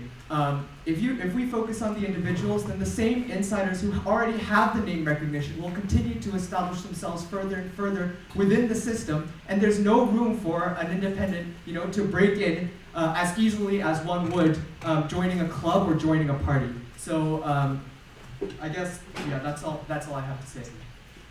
Sorry, just to clarify something.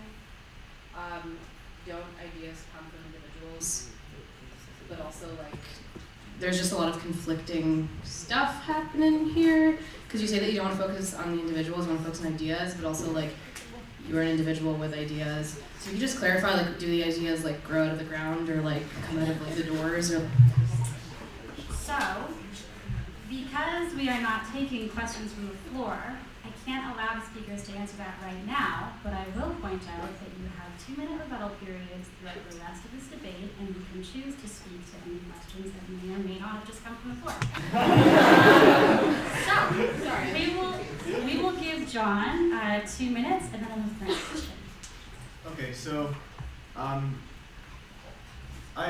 the reason that it's better to focus on an individual rather than a slate is the exact reason which just got brought up, which was when you have these people you're voting for, you're voting on the face on the poster, the branding on the poster that all identifies with a common theme. And these slates also get higher publicity. People know about them more rather than individual candidates that are running. And again, the whole concept of ideas versus people is very convergent, and it's usually very similar of a situation. So for that reason, I think that when you have individuals rather than slates, you focus on that individual and their ideas as a single unit. Great, that wraps up question 2. We'll go to question 3, which is, do you see the UTSU as having a primary or even a secondary role in advocacy? And what is your plan beyond lobbying the administration? And so this question will go Matthias, Micah, John, and then I'll Matthias for a minute. Fantastic. So 100% think the UTSU needs to make advocacy one of its core mandates. And I say this, and I say that advocacy has two parts. There's one that the question identified, which was lobbying the government, lobbying the university administration in this case. And of course the UTSU has to do this. It can't do it alone, and in fact, it ought to do it in collaboration with other groups, especially groups that represent, are representative of the communities that the UTSU is trying to advocate for. And the other component to the UTSU's advocacy function is the educational component. And this is the component that has been missing the entirety of this year. And that's that when the UTSU, when there is bigotry and when there is hate speech on campus, the UTSU can't just disengage from it. We have to be there to educate people. We have to be there to explain how the words that folks are using are actively hurting others. And those are the two components that the UTSU really has to incorporate in its advocacy functions. Both are fundamental. I'm gonna go to Micah for a minute. So when we say we want to cut down on the size of the UTSU, that doesn't mean that we want to give up trying to get the administration to do more. Those are two very different things, first of all. Second of all, we need to make sure that the UTSU's advocacy is not only approved by the majority of students, but that the majority of students feel is advocating for them and reflects their needs and their wants. We don't believe that it's the role of the UTSU to talk down on the commoners with respect to political debates, and that's the end of that. I'm gonna go to John for a minute. So I think it's important for the UTSU to stay politically neutral for the most part, and this is because every time you take a stance on an issue, even when you have the support of the majority of the students, there's still a significant amount of them that will feel disenfranchised, and we need to represent all the students. That being said, there are certain issues when it comes to advocacy that should be supported. These include things like tuition or transit or housing. And in addition, even when smaller groups on campus become marginalized or even threatened, it's our responsibility to take care of their well-being, because that, as a result, is responsible for the well-being of all students at whole in the university.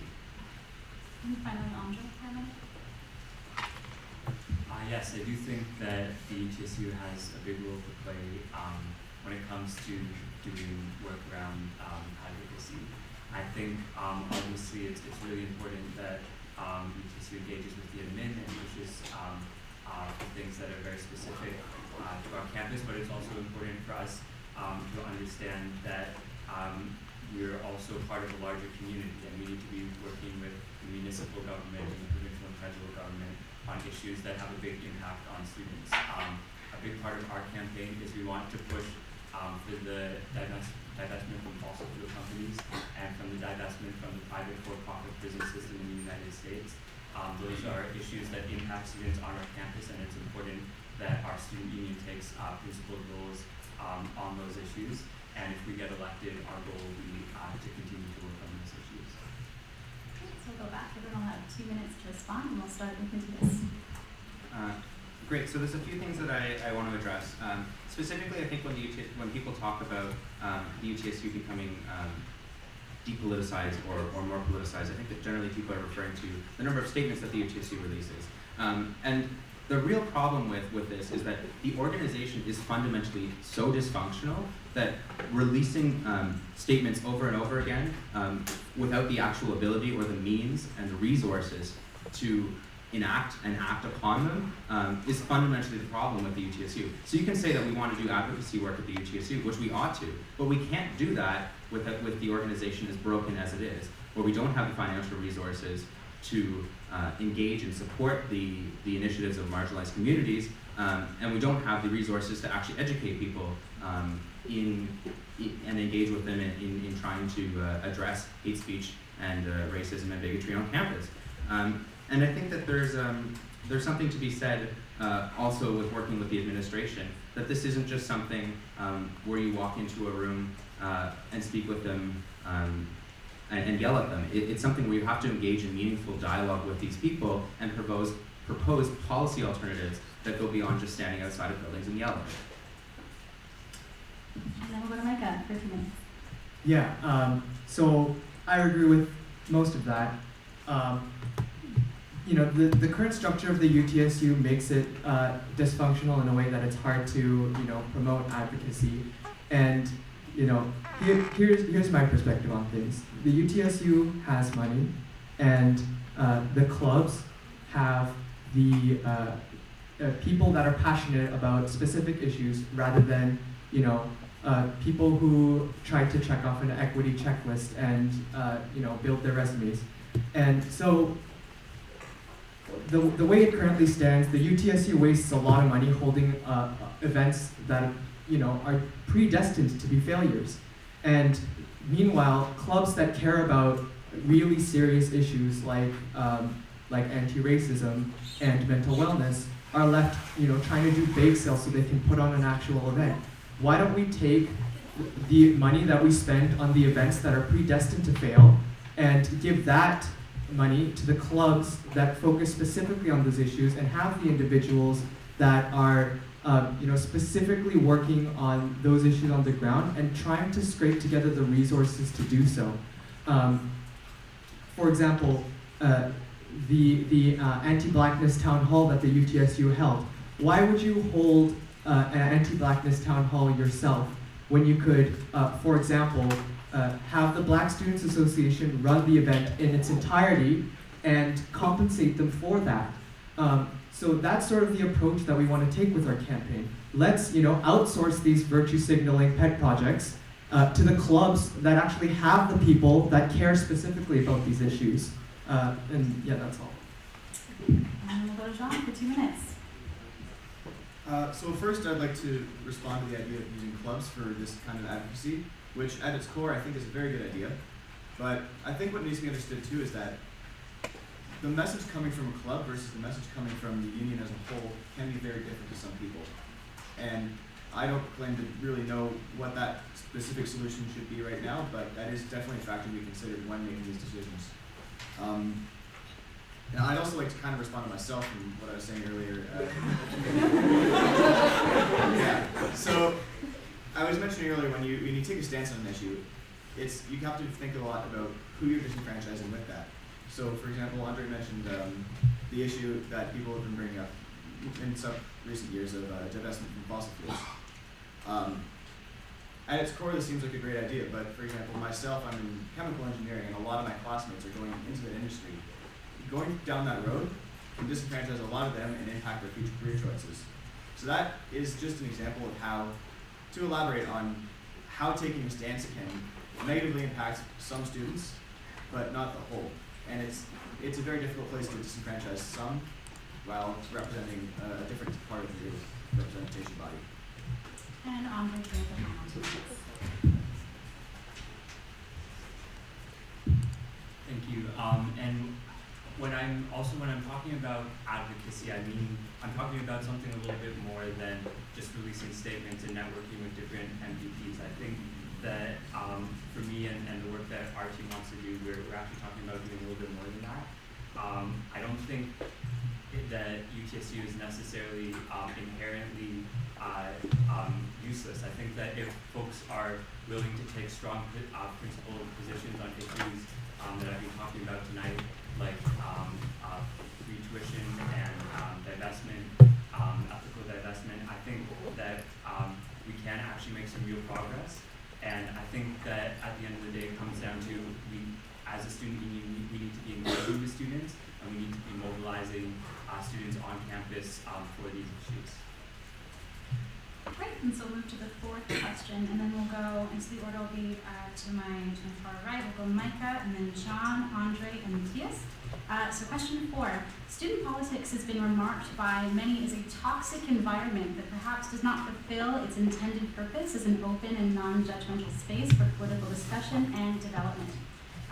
If elected president, how would you seek to remove and correct such a stigma, and if true or not, and foster a more healthy political environment? There's too much money involved.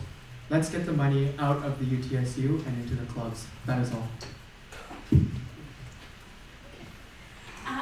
go to John for a minute. So, this is a university. This is supposed to be a place where we all learn and enlighten ourselves. So it should be a place where we can freely talk, exchange ideas, change our opinions, and grow. There has been a lot of controversy over the last year about issues just like this, and it's come from a lot of very, to say the word, toxic responses from every side of every issue. And I think what we need to be able to do is facilitate everyone being able to feel safe, exchanging ideas, and everyone also being accepting of learning new ideas from others. And then we'll go to Andre for the first minute.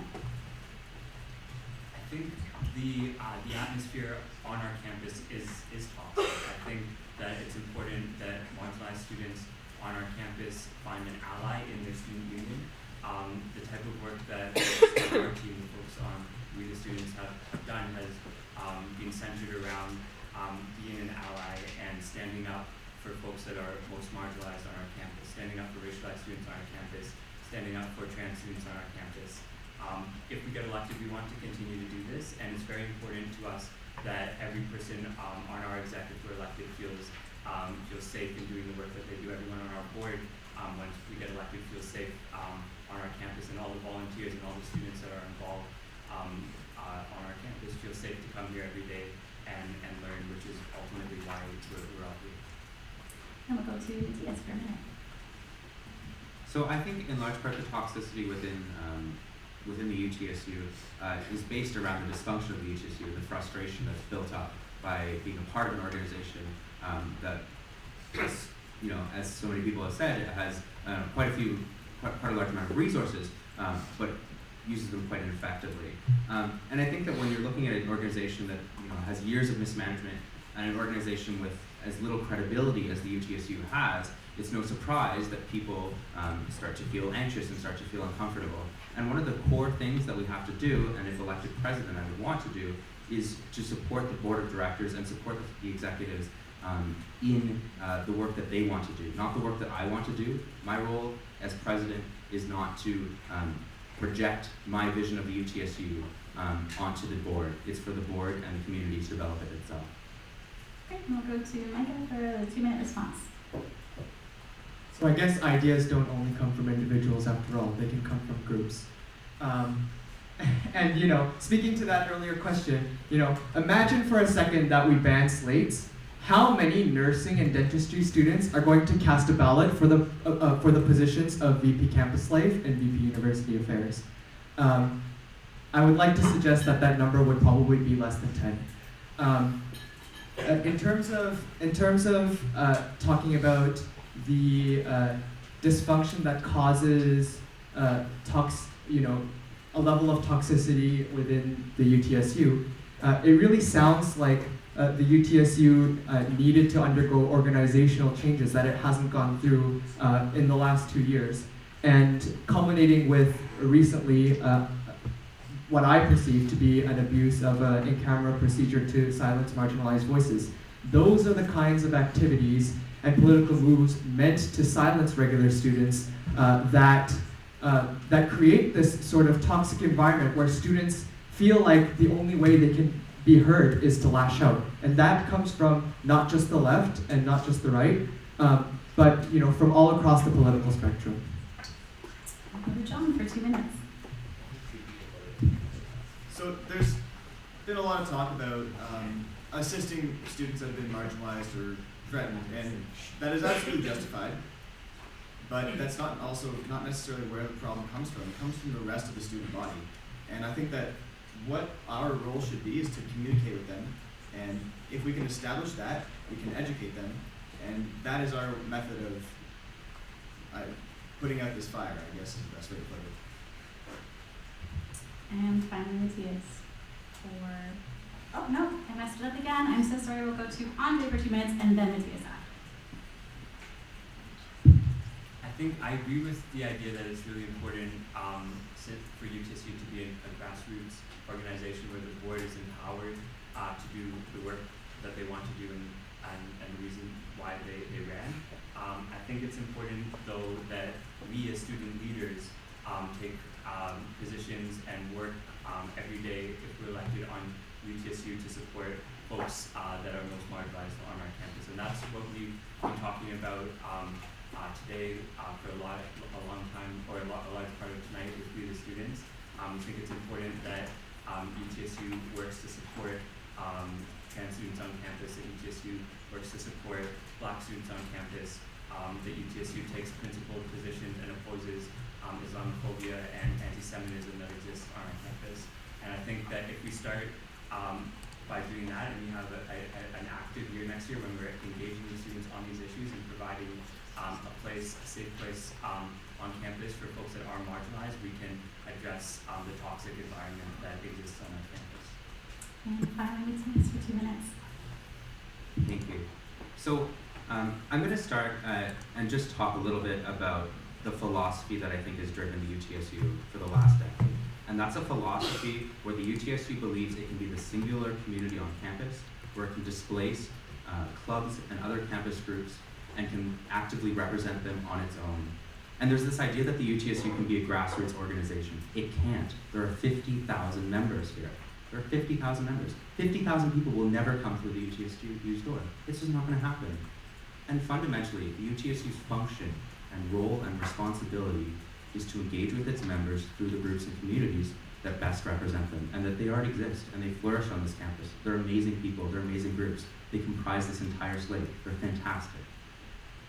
A student government that actually serves students, it's not beyond our reach yet, and it's something that is worth pursuing. And the UTSU can do more than just write checks. We can actively speak to students, we can engage with them, we can do the work that they really need us to do. And that's not a pipe dream. That's something that we can do, but we have to get past the philosophy that the UTSU can represent 50,000 students effectively on its own. It won't happen. And destroying what works or what doesn't work, it's very easy. But building something that's better is hard. And this team is going to build a better UTSU. Great, and so moving into our fourth and final question. I know we're running a bit short on time, so what we're gonna have to do then is, so we're gonna do 1 minute responses to the question, and you'll only get about a minute to rebut and not 2. So try and keep it clear and succinct. The final question, we're gonna start with Matthias, go to Micah, John, then Andre. If elected, what would your first 4 months look like? Matthias. Fantastic. So I think the first 4 months, I'm going to try really fast. Okay, I think the first 4 months in office is primarily about this sort of restructuring and this reimagination of what the UTSU can be. And that's not something that this group of people can do in its entirety, exclusively on its own. It's something that we have to speak to students, we have to speak to clubs, those communities I just mentioned. We have to speak to them and say, what would the UTSU look like if you were to rebuild it? What would it look like, and how would it best serve you? That's what we have to do within the first 4 months. That's about an organization restructuring in terms of staff, about the services that we provide, about the advocacy work that we do. It's about how our board is structured fundamentally. It's about how the executive itself is structured. And it's about the types of services that we want to provide for students. Micah, for a minute. We're going to downsize the UTSU such that a lot of the full-time staff positions that currently exist that aren't already obsolete become obsolete. We're going to restructure the UTSU such that full-time executive positions no longer exist because they disproportionately exclude international students and professional faculty students. We're going to come up with a new clubs funding structure that takes into account reduplication of services by cultural clubs that provide services that often surpass the quality of the services provided by the UTSU and should really in fact be treated more like component parts of the student union rather than as just another club that has to apply for funding. I'm talking about clubs like the club I've been a part of, the Korean Students Association. Our VP Campus Life was a part of the African Students Association. Our VP external candidate was. Not to cut you off, and we'll go to John for a minute. There are a lot of issues on campus that I know next to nothing about. And as such, my plan is to educate myself on these issues, which realistically will be a year-long process, but the bulk will be this year.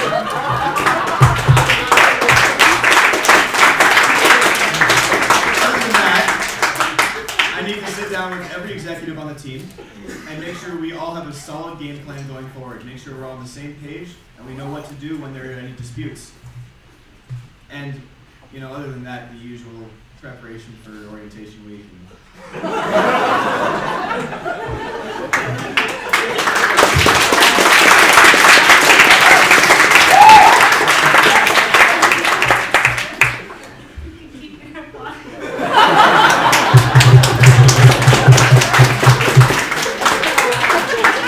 Tell him host is boss. We're gonna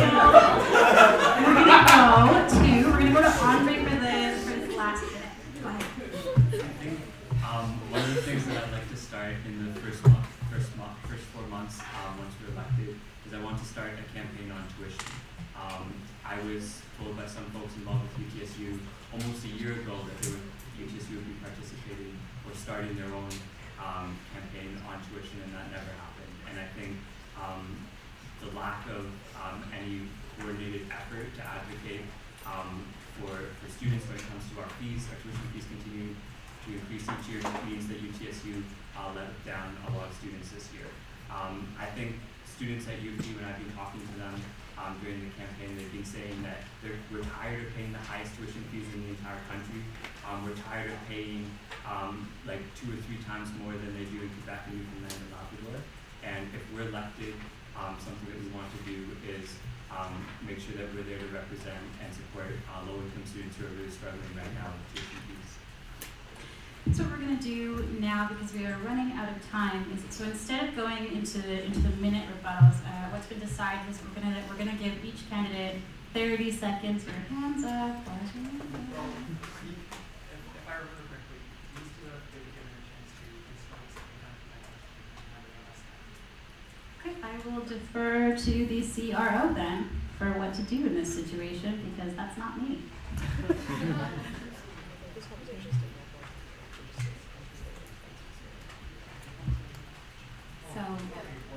That's my bad then, sorry.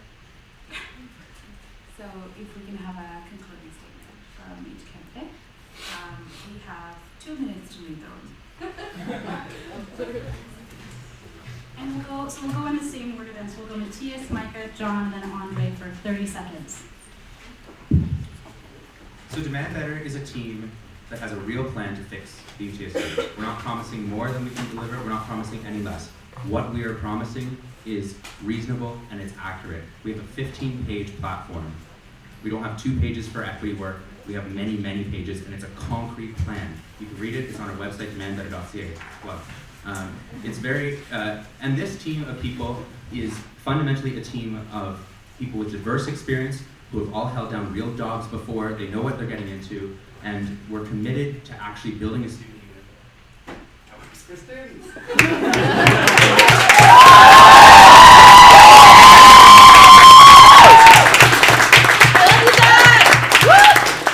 We will go to Micah for 30 seconds.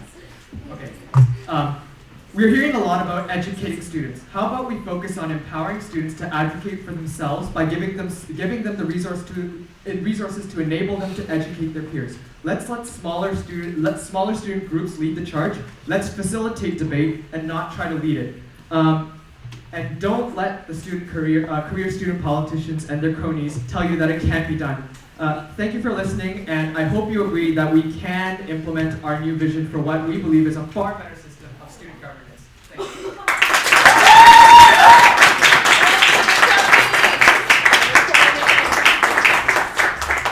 To John for 30 seconds. Whose student of U of T do you want?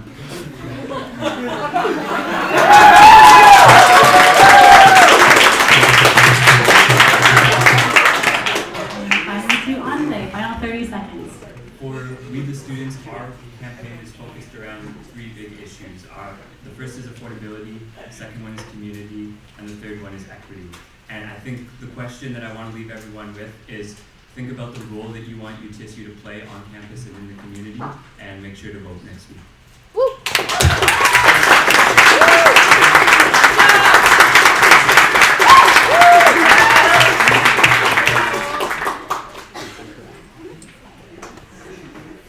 Thank you, Ellie. Thank you everyone for coming and participating. Great questions, great debate. Good luck to all the candidates going forward.